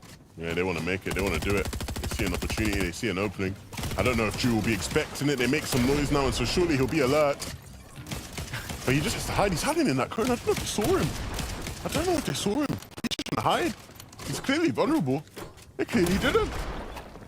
It's just what happens when you're just too quick for your own good. Quickly looked in, didn't see anybody actually in the box, didn't look under the cone. And that's a wood cone too. Just take a couple extra seconds, try to assess the situation, especially with how far you got up until that point. Tayson's left alone. Him and Mustache are just playing a game of tag. You go as a solo. You go as a solo. Your turn, my turn. But when it comes to Tayson's loadout, there's definitely one that can get the job done. Yeah, and I think regardless of how this day closes out for this team, as the reigning champions, there will be respect on their name. I think anybody who's not familiar with Tayson by now, he's considered by many the greatest Fortnite player of all time, and rightfully so. He's won so many championships. But what's become a key feature of Tayson in recent seasons is that he doesn't really turn it on until the finals. He sort of saves himself, paces himself. When it comes final time, he activates, GOAT mode, and performs when needed. Over here though, Jack Pro and Vortex using those kinetic blades just to find new elevation, a new position in the zone as it continues to move. But nobody really establishing any sort of significant height right now. So surely we'll see somebody do that in the next couple of seconds. Pixie and Della might try to do that themselves. Stompy, JJ2. Gonna have to use some of these heals here. Bit of damage taken needlessly. Yep, that's what we're seeing. It is Shamoki, Juice Fishy. They're the ones building up this game. Consistency is key. And when it comes to this meta, I think I found a team that might have it locked down. And the best chance is to try to go back-to-back. I said it last time, even though it was the first and fourth game they win, they're trying to prove me right. They're doing all that they can to help me out. Shout out to them as Mr. Savage goes up and back down. Shields is getting dropped off, just like his box getting destructed from all other angles, trying to reunite with Deal. And in just a few seconds they do. That looks scary for a moment for these guys. Two experts, but no strangers to this amount of chaos. Stompy gonna be forced to play solo. Had to pop the pizza because he needed the HP. And so even if it isn't gonna be a heal off for Stompy, there are still plenty of players in this lobby you can look to eliminate. Tayson will very much be on the same wavelength because he needs a zone pull back. Will help him here. And Stompy will definitely benefit from the zone pull back. It means he doesn't have to travel as far to get into the safe zone. Pixie and Della aren't up above, but here on this mid-ground layer, can they find actually anything? He's looking, you see him hunting, he wants to try to spot somebody in these builds. Jakpo, oh dear, he's been caught out. Vortex towards the low ground. Using some splashes though. A little bit of HP's gone, just trying to make sure he's up to tip-top shape or as best as he can possibly be. Mr. Savage and Vidil, not too many heals on Vidil, just 35 and comes to the med miss. Tayson outlasting a lot of the chaos, outlasting everybody, even as a solo. 4 splashes, a legendary slurp. Pixie's gonna have 4 of said legendary slurps, but that's not gonna be possible to win the hail off, so he's gonna be counting on Della here in this situation. He found Queasy. Tayson's found Queasy in the backside of the zone, and he's looking for more. Vino's not gonna let him have it though. He's gonna blade away. And Tayson does have a blade of his own, but he's gonna use that slurpfish just to try heal off a bit. The chug splashes as well, and make his way into zone. Pixie's now also playing, so many left. It was Irizumi that took out Della. But now you're seeing Vino. He lost Queasy just a moment ago, and he now has a solo clutch of his own to try play for. Needs HP though. When it comes to shield, he has more than enough. 6 minis, a shield fish that's instantaneous as Juice Fishy and Shamoki high in the sky right now. Juice Fishy slowly but surely though making his way down low. He is going to be the aggressor. Down goes Vino, but a much better performance than the last couple games so far. Down goes Tayson as well. Into the top 8 we go. And Juice Fishy has the exact same task as last time to drop down and find the limbs, but he's taken too much fall damage. He's fallen. That's it for him. Vino gets the credit for that one. But Pixie, still alive, still kicking, still fighting, still trying to break through walls and hit big shots, and he did hit one, but it wasn't enough. And Cruel falls now. Vortex is still alive after that force has been knocked, and he just has to run into the zone and use these chug splashes as best as he can. Shamoki is still up, but will he have enough heals another game in a row? I don't see a pizza yet. I wonder if anybody called it in. 30 minutes or it's free. Vortexer's not going to get the pizza, but finds a med kit. Shmoky looking around for any other player that is healing off. It almost looked like he might not have any left over either, but he's so far away from everybody else. It's basically a one-on-one. 4 splashes left. Another med kit. This one's going to go down to the wire. I think Vortexers might be able to take it. He might have that much extra unless Shmoky can find a miracle, can find anything towards the tail end. He's running out of HP. He's running out of time. Kinetic Blade's back up. How did he get it? Shmoky steals away the game. He goes back-to-back and won 3 out of 5. Again, you see Storm Sickness come into play. The heal-offs all throughout the day have just been absolute case. You can't call it either way. Even if somebody has more heals, you cannot be certain until that damage starts to tick through. And it's Shamoki and Slurp. Juice Fishy winning another game here. Their 3rd of the day, Jacob. That Storm Sickness had me messed up just a little bit, let me tell you, Levin. I was looking, peering, left, right, like a game of ping pong, and I thought Vortexers was going to be able to take it, but Storm Sickness, Shmoky and Juice Fishy are doing a fantastic job throughout the start to the very end of the game to not take a single tick of Storm throughout their path. And the funny thing is there at the end, you see Shimoki just using his kinetic blade in panic, trying to search, trying to find something because he thought he didn't have it. He didn't think he was going to win the game because he had run out of heals. But unfortunately for him, well, fortunately for him, I should say, his opponent did not have the means to stay in the game either way. But 3 games now. This is the first qualifier. Coming to the first qualifier, they're winning 3 games. There's no easy task at all. Yeah, they have the hat trick in terms of victory royale, and you gotta imagine they gotta be sitting pretty in first place on that leaderboard. But where is everybody else? Zeke, friends, let us know. Well, the hat trick coming out here. You know, some people, they take a meta and they just say, this is now my meta. I will now succeed. For this duo, they're doing it. It's been incredible to see them, and we saw them go for that high ground play. This is slightly different. A little less elims. We don't see Juice Fishy just frag out like we did last time. Shimoki went for the 11-2K experience and just sat up there on height. Yeah, it's a little bit impactful, I think, when you don't have to expend as many of your resources or heals in particular, because there wasn't really anybody to challenge them. They were just simply too far up above the rest of the lobby, and they had ample builds to basically keep themselves at that high ground play for so long. But the legendary slurp juices, I think, were really the key piece here for Shimoki. Do you think it's a name buff? Do you think slurp juice in your name is a buff?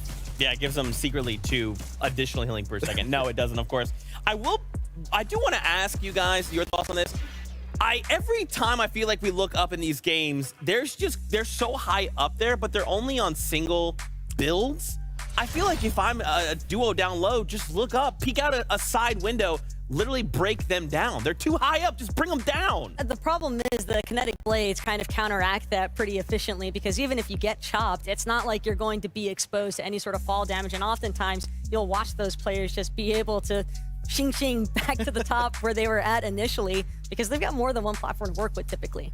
Yeah, and there's no real punish to it too. When you're getting dropped down, you just quickly hit the blade or aerialist, and you don't wind up having problems with fall damage. Although I am surprised, like you, it's weird not to see more teams just at least take a couple of shots when you're on those wood builds.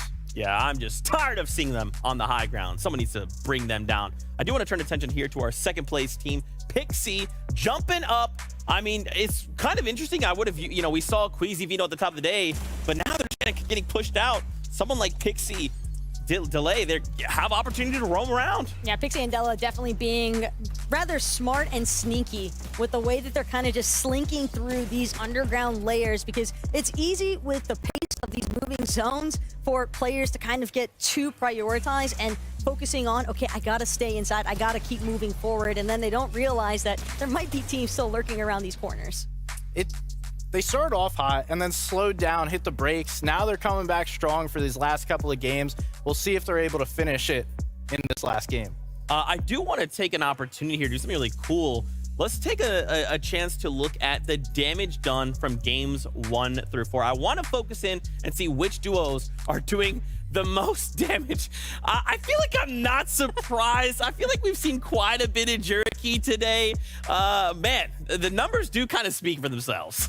I've been seeing Jerky, and we've thrown a few stats up there. They have the best early damage per second ratio, and they're staying alive. I mean, we saw that one play from Jerky just jumping straight into the box, and that's when he was able to just one pump that player and finish him off. No surprise to see him up here. And additionally, as far as Vidil, Savage, Juice Fishy, Shimoki are concerned, I mean, these are some of our leading duos, so it's not all that surprising either for them to be taking full advantage of what they have available in terms of finding those damage early on, because we've often seen them boxing up edge of zone or looking for those height positionings to find those surge tags early on, so that way they can find good positioning later on. And we kind of have to remind ourselves that this is just week number 1. Right now we're playing to get into the finals. So we want to try and play towards Series Point leaderboard. We want to try and make top 10 if possible. That doesn't secure us a spot, but we do want to make sure going into the next couple weeks, we're doing as well as we can. Mr. Savage, kind of like you pointed out, Vidil, I feel like coming into this for me, I did have a question mark on the duo. Like, the names sound great. Was the duo great? I feel like I've got my answer. They're proving it to you game after game, and it's that consistency that we're seeing. And hey, if we didn't have a team like Shimoki and Juice Fishy absolutely balling out, these two would be one of the most dominant forces in the lobby. Third place is not a bad spot to be, though. Not by any means, and I've been really impressed as well by the way that Vidil and Mr. Savage are just the perfect example of make do with what you've got, because they haven't really had the greatest in terms of itemization for sustain. So I love the fact that they're still managing to make it work. Do they, what is the one thing that would make them even more powerful? Finding more heals. More heals. Is that it, SPG? Do you agree? Whew, I don't know. What is that? It's 59 points going into the last game. It's going to be a tough hill to climb, so they're going to be a little more powerful, but I don't know that it's going to be enough. Okay, well, here we go. One last ride in week number 1 in EU. I know I don't want to go either, but this is just how it be. But it's okay. We have one more game to ride out before we go ahead and head home. So for now, why don't we get ready to jump into the final game of major number 2.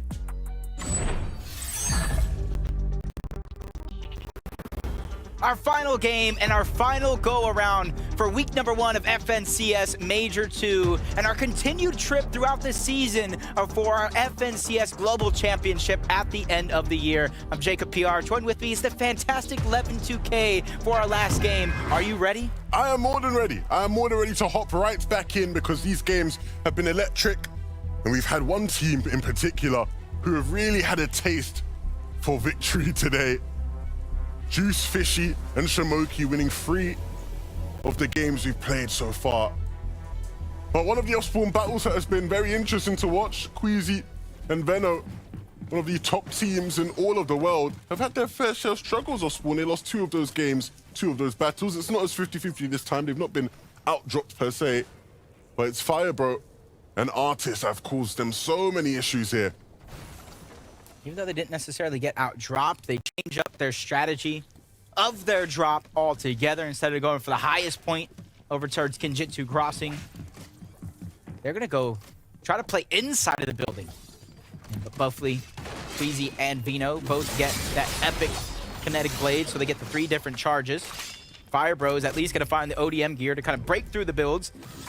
In a POI like this, breaking through those builds could be very, very rewarding, and it could not be, as Vino just takes the highest point at this current location and does so much damage as he looks down low. Shield bubble is going to allow him to kind of play with his opponent. Fires down a shot as he drops down as well. Him and Queasy, though, doing a good job of the bait and switch to stay on top.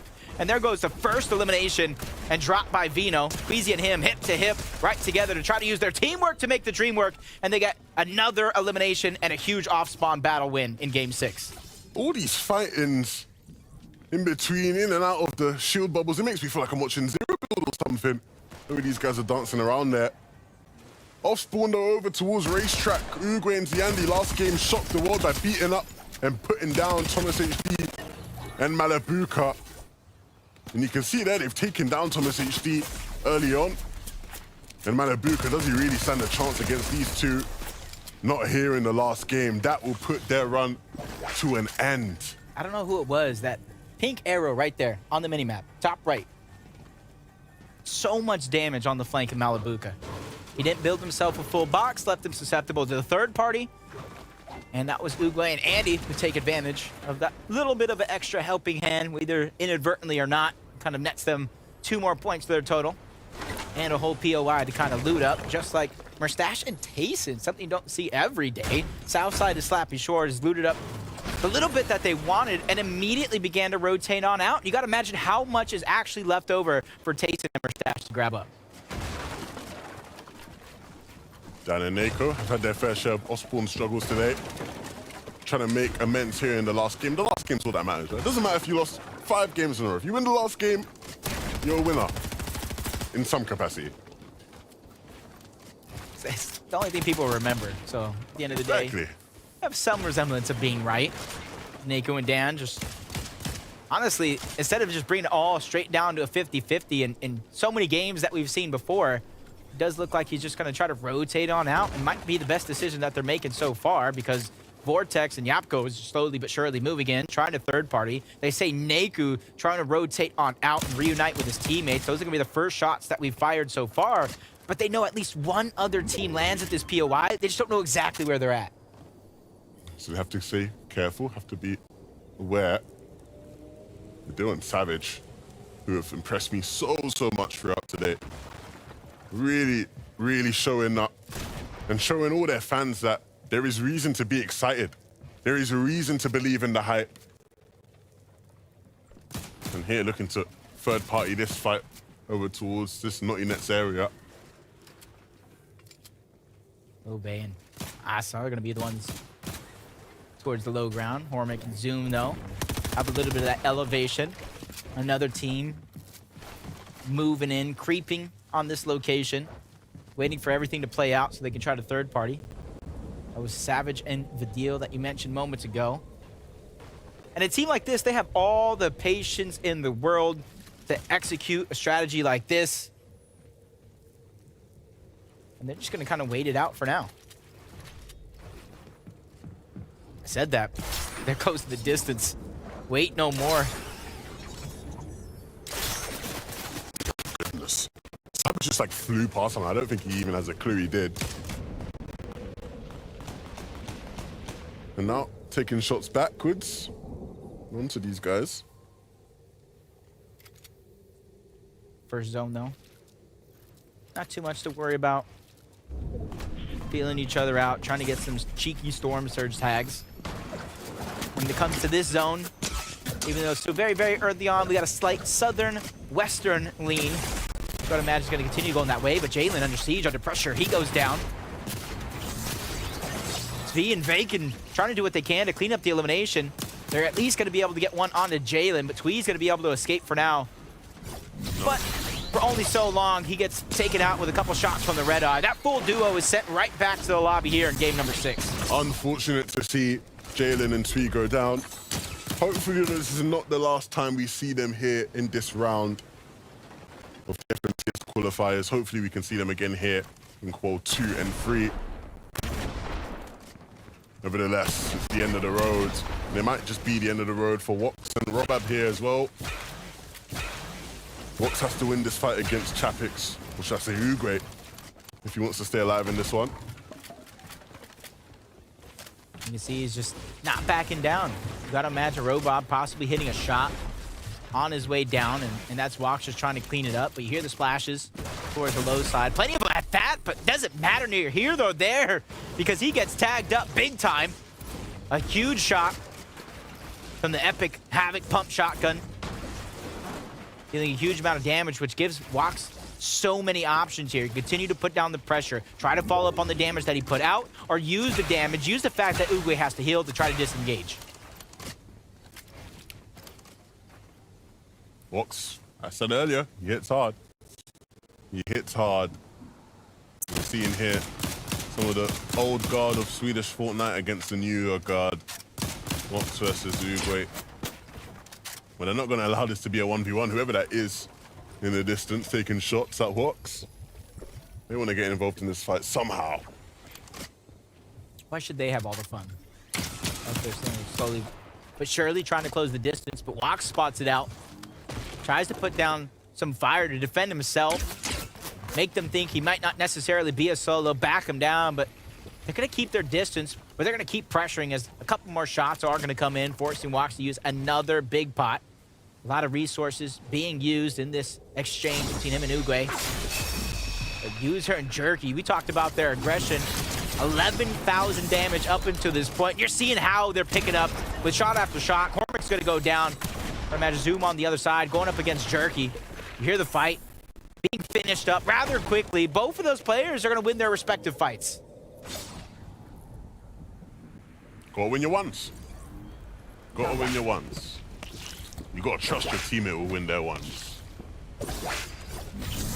The winners of seemingly every game, it feels like. But they just have 3. Can they win 4? Can they win 4? Almost want to challenge everybody at home. We're going to play the honor game here. You guys know if you guys were right or wrong. Make the guess now. Look, if they were to win 4, it would be history here in EU. The last team to win 3 in this round was Mustache and Malabuka in Chapter 3, Season 2. So they've already tied, right, in terms of, making history. But can they make their own record? That will be the goal in this game. But no real pressure needs to be applied to them. All they have to do is have a somewhat decent game and they should be able to hold on to first place. And that will do wonders for the series point leaderboard. Vortex using the ODM gear to get into the box. Absolutely perfect. We have a whole highlight reel of those sort of elims today. We've seen so many of them. It's just something that, since it's so new and so early on in the season, it's not something you really expect coming time and time again. I kind of compared it to the grapple gloves of seasons past, but it's only if a grapple glove can pack a punch. That's what the ODM gear is at this point. And even more charges. And Mythic. Even if you do see it coming, you can't even stop it anyway, so, you know. You think so? I almost want to, like, test it out. I don't think you're the person to test it. Now, me and you are going to go in a game. Let's test it out. See if you can stop me. Feeling strong right now. Just like Mr. Savage and Vidil, feeling strong on the day. 6 splashes. I like this, though. Instead of just using the splashes, you know, med kits, vegetables, anything that you can find. Kind of make sure that you're up to shape in terms of your health and HP. Just like the basics of Fortnite, though.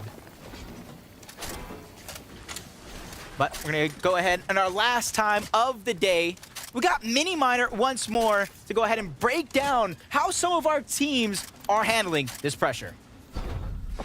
Yeah, let's take a little look at 2 of our top teams here. We see Pixie getting that Keymaster Augment and actually getting himself a legendary Havoc Pump Shotgun. Will he use that later on in the game to pick up some big shots? We'll have to wait and see. Another one of our top teams, Mr. Savage, actually going into the Storm to pick up a few extra resources for himself. We've seen him do this a few times today, but he's actually trading that Storm Sickness damage that he might have to incur later for this extra loot. I love Mini Miner's breakdown. He's making sure that no portion of this meta, no portion of this game goes unturned. That every single body strategy gets laid out. The blueprint is being shown by Mini Miner. So shout out to him one more time to making sure that we're up on our game when it comes to Fortnite, especially this season. User and Jerky trying to continue their incredible aggressive run throughout this tournament. Seems like they can go up against any team in this lobby and give them a run for their money. President Drew here in the Storm at Mega City. We've seen this a couple times where these fights just sort of lag on a bit, take their time. But Jerky's got a vendetta. Him and User will want to win this fight, but that starts with hitting the shots, and Drew will close it out and he'll dance as well. Insult to injury to close off today's games for Jerky and User. And using the charged pump shotgun, something that you don't see every day. You get it from an augment along with a flint knot pistol.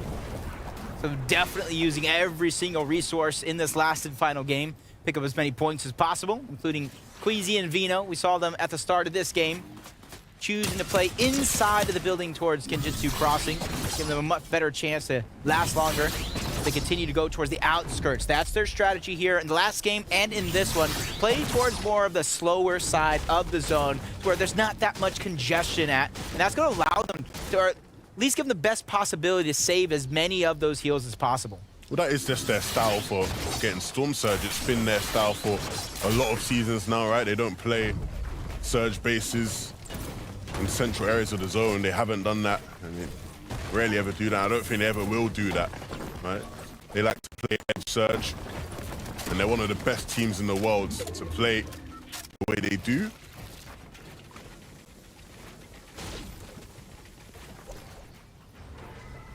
You know what? If they're going to hide in that building, I like that. Just throw those gas cans out. If anybody tries to close in, push up, box fight them, they have a surprise coming, let me tell you. Trexer and Kiddo might be one of the teams trying to close in on the distance. They box up rather close. You can see they're trying to go for that refarm while getting that piece control as well. Trexer gets boxed up, coned down, and tagged up as he tries to escape. Luckily for him, his teammate was there to alleviate some of the pressure, but not the damage overall. You can tell it was a bit of a shock to him. Quickly placed a ramp behind his head to try to get some cover.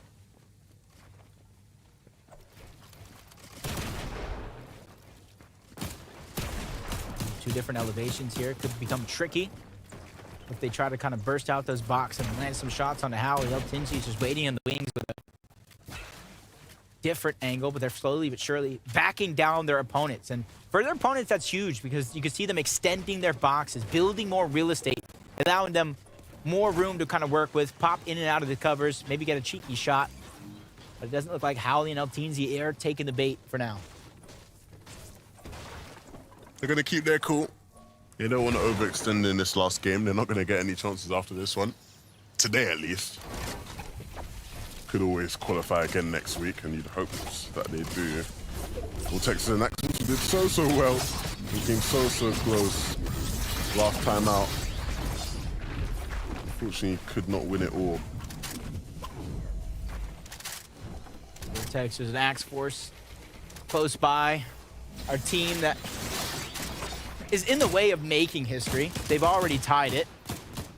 And that's a good way to kind of slow their roll, land some shots, force them to use those heals early on in the game that they would hope.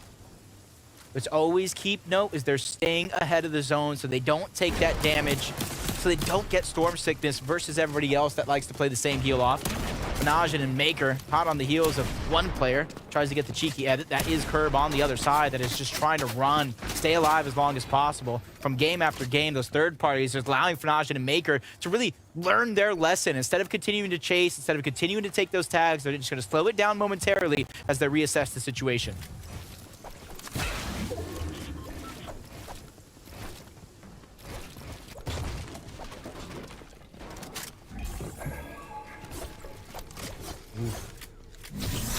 Oof. I'm about to say, those are one of those situations. 300 above the damage threshold. Phenazian and Maker, they continue to look back. They don't want to trap themselves outside of the zone. There's another team right in front of them on a mountaintop. That's Monk and Polich, I think it was, over on in the distance. Vino, Queasy on the whole other side of the map.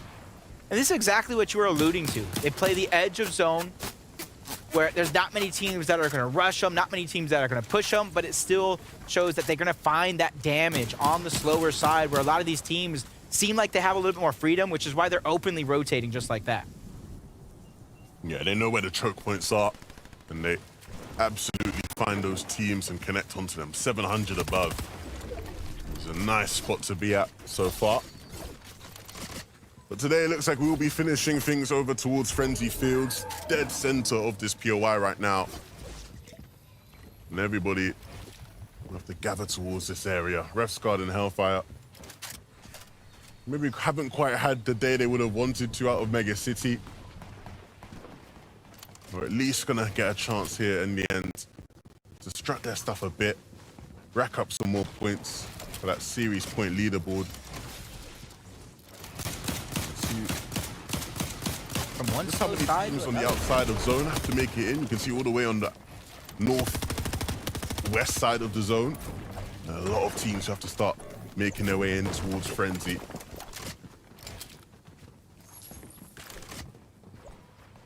So as everybody moves in towards Frenzy, like you're talking about, it's mainly a lot of those teams that are coming from the west, the north part of the map. They're going to get a little congested. Queasy, Vino towards the south. They got themselves an easy rotation. Sined and Razumi got themselves a little bit of safety here towards Frenzy Fields. As the zone does expand, there's going to be more room for them to work with on the other side, but that leaves more room for Carmi and Vaniac, who's boxed up. Close by, Smokey and Slurp Fishy. You can see even though they're only 175 above the damage threshold, they're not getting antsy. They're still playing very, very patient, waiting for that last possible moment because they know these opportunities are naturally going to present itself. Yeah, but you're seeing part of the problem with being in this northwestern area is that there are so many teams around you that are always going to take shots at you. They can stop for a moment though, use some of heals before making their move again. They aren't too far away from getting in. Be careful though, because all it takes is one team that's down on Surge and close by with no other options to try to end some runs. Della and Pixie, 400 above. You can see them just playing defensively, holding out their builds, try to stop any of the lobby focus that could potentially come their way. And buy them some time, some moments, some seconds to pop those minis, get their shields back up as much as possible instead of The splash is being used. Make sure you guys take note that they choose the big pots, but under pressure, there's going to be Vanyak and Karmi. Exactly what I was really talking about. Looking safe for a moment, but down on Surge, which is forcing these fight after fight. Karmi's going to go down. That's Queasy who's able to pick that one up. Bacon's just trying to fight and take down Vanyak, who's only on a sliver of HP, but he turns and burns! Oh my god, Vino with a living nightmare gets taken out right before our very eyes. Queasy's like, what happened, bruv? I can't believe my eyes. There's no reason why Bacon should win that. What a shot. One of the best shots you'll see all day long. And now that just leaves Queasy. I don't think he'll be able to pick Vino back up. The zone's too small. And so it's just gonna have to be a solo clutch, but let's take a look at that again. Bacon here, he was fighting Vanyak. Vino snuck up on him and he just hit the shot of his life. 180, bang. Oh, Vino's gone. Oh my god. Vino lands almost a full spread himself as well. Maybe hitting just too much of the body shot. Who knows? Either way, Vino, we know how much of a competitor he is. He's probably rewatching that one, trying to figure out how he went down, how to fix it for next week, because this is the last and final game of the day as Vanyak, who is what's down on Surge, slightly above, 35. He knows for now there's a little bit of comfortability, doesn't have to rush to peek through, but he knows it's inevitable. Look, if you had Vanyak solo clutch on your FNCS bingo card, this might be the time to tick it off, because he's primed and ready coming into this end game to make something happen. Finally, another game where we get to see Mr. Savage and Vidil make it deep into a game. They spotted a couple players in the zone. They wanted to try to take out, and it didn't quite happen. And now Savage is scouting their next rotation. He's the one that's taking the lead. He's the one that's deciding where it is these guys have to go, where they have to move. He has to make the right decision now in such a pivotal game, not just for this session, but for their development, their improvement, and their journey across this season. For Juice Fishy and Shamoki, they're thinking about how they win another game. They're thinking about what it is they have to do. You see here, 2 charges being used with those kinetic blades. And they're able to position themselves in the zone now. Maybe a free limb there for a moment. I thought Juice Fishy boxed somebody up. I think they just were able to get out. Just looking at this stage in the game right now, there's still 27 duos left alive. Placement points haven't even begun to really tick in as Flixie was getting that huge beam onto one and wasting no time with the kinetic blade to try to close the distance. And it's just, it's hard. You don't go down before the placement points. Yeah, Sadie there with a mistake in this final game was not sharp enough. Flixie was looking for it. Wow.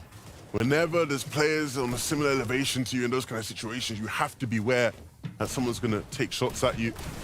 And so now Flixie leading the way here in this final game.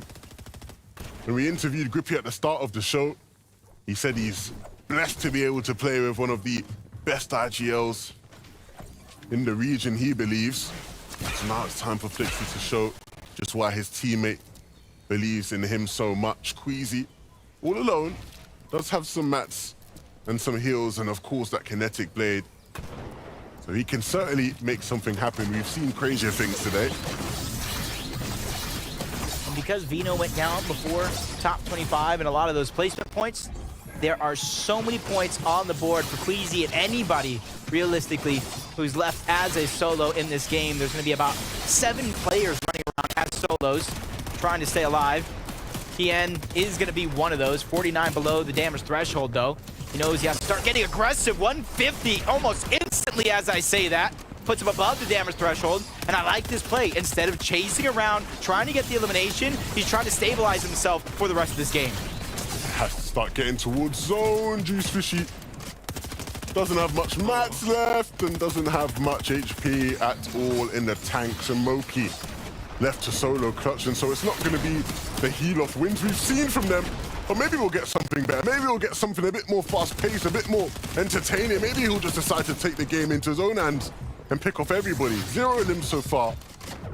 Let's wait and see how many he can claim by the end of this game. It's Sky Dune and Shakers up above on height. Do they have heals?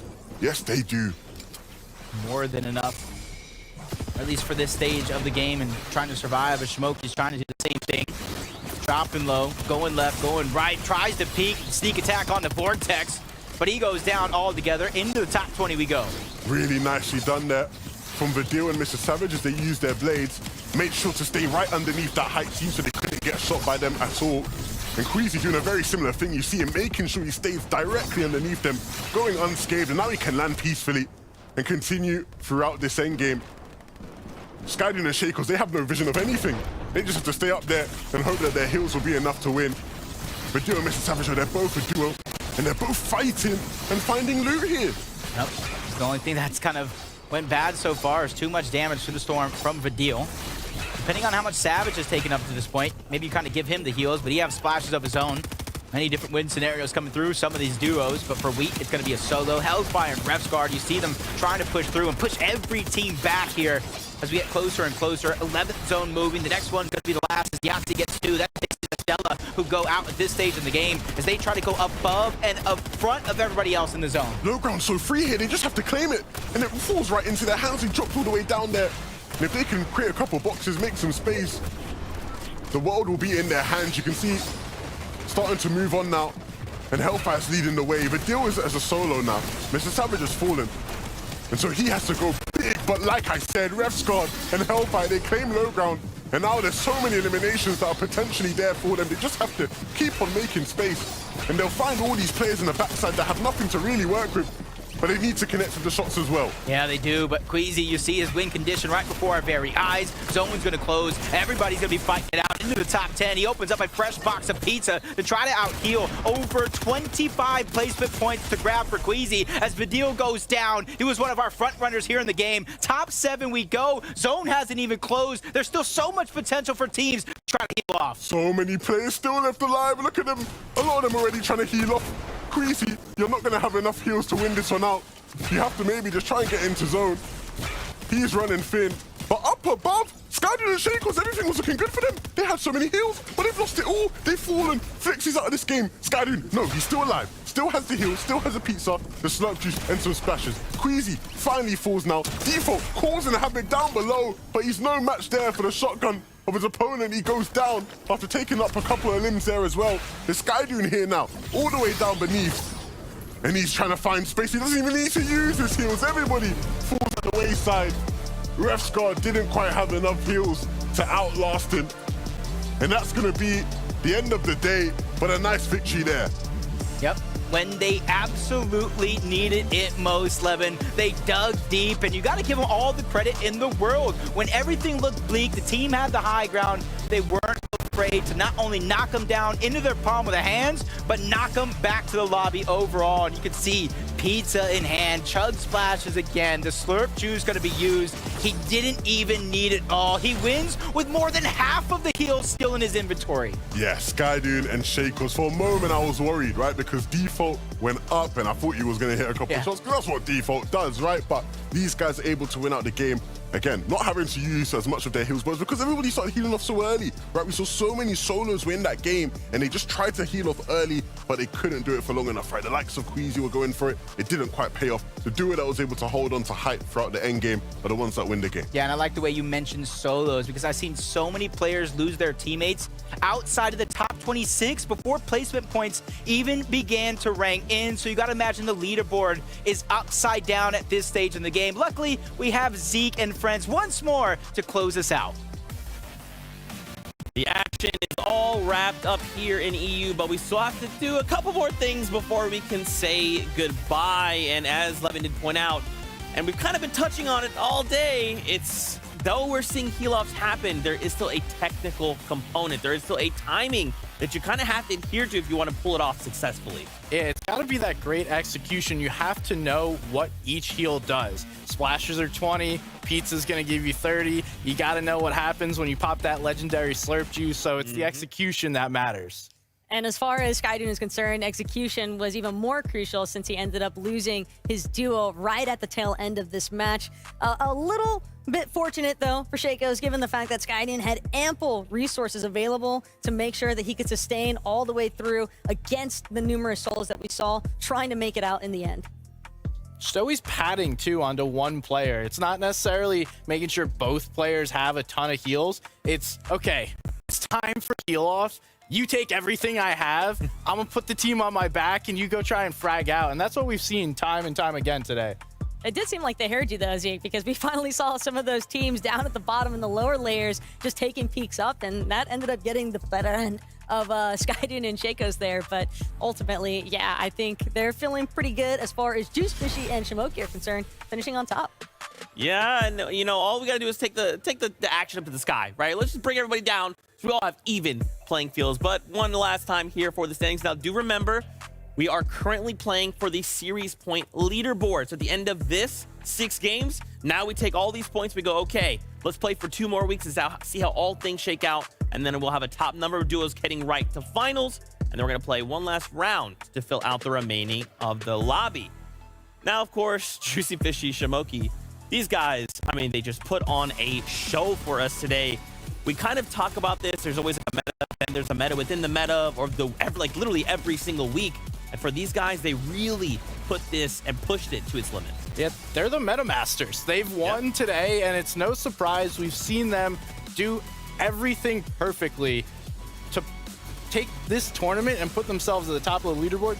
3 victory royales is no small feat, no matter what is going on, but doing it on top of EU is incredible. And they're making sure to accumulate a nice chunk of series points, finishing with first place on week number 1 to boot. So I know they've got to be feeling pretty awesome with that kind of performance. At the end of the day, I think it was really just their time management and utilization of those heals that ended up solidifying them with that finish. Yeah, for sure. One duo we have to highlight, Gripey, right? We had an opportunity to talk with him at the very beginning of the show, and he seemed pretty confident, right? At the end of the day, placing top 6. That's huge. It is. You guys got a chance to speak with him, and absolutely dominant today. Both him and Flixie had a couple of pop-off moments, so you love to see that dynamic between 2 duos just having a great day together. But you could see the numerous amounts of places that they actually ended up jumping towards the very end, because I do think that this duo had a bit of a slower start to the day, but despite that, they didn't let it get them down. They still managed to build the momentum necessary to perform as the day went on, and by the end of the 6 matches, the fact that they still managed to maintain that top 10 position, I think kind of just indicates that they just never let their mental get taken out of the picture. Yeah, and of course, we do still have 3 weeks, right? So I feel like they have those learnings. They had them at the end of the day. Now we have to keep going, right? They really, kind of like your point, they can't really slow down. Do you guys think there's maybe 1 or 2 things they could improve kind of going in the next few weeks? As far as these duos are concerned, I think that there was a little bit more kind of focus towards trying to not just let high ground be as free, but ultimately, I think it really just came down to those heals at the end of the day.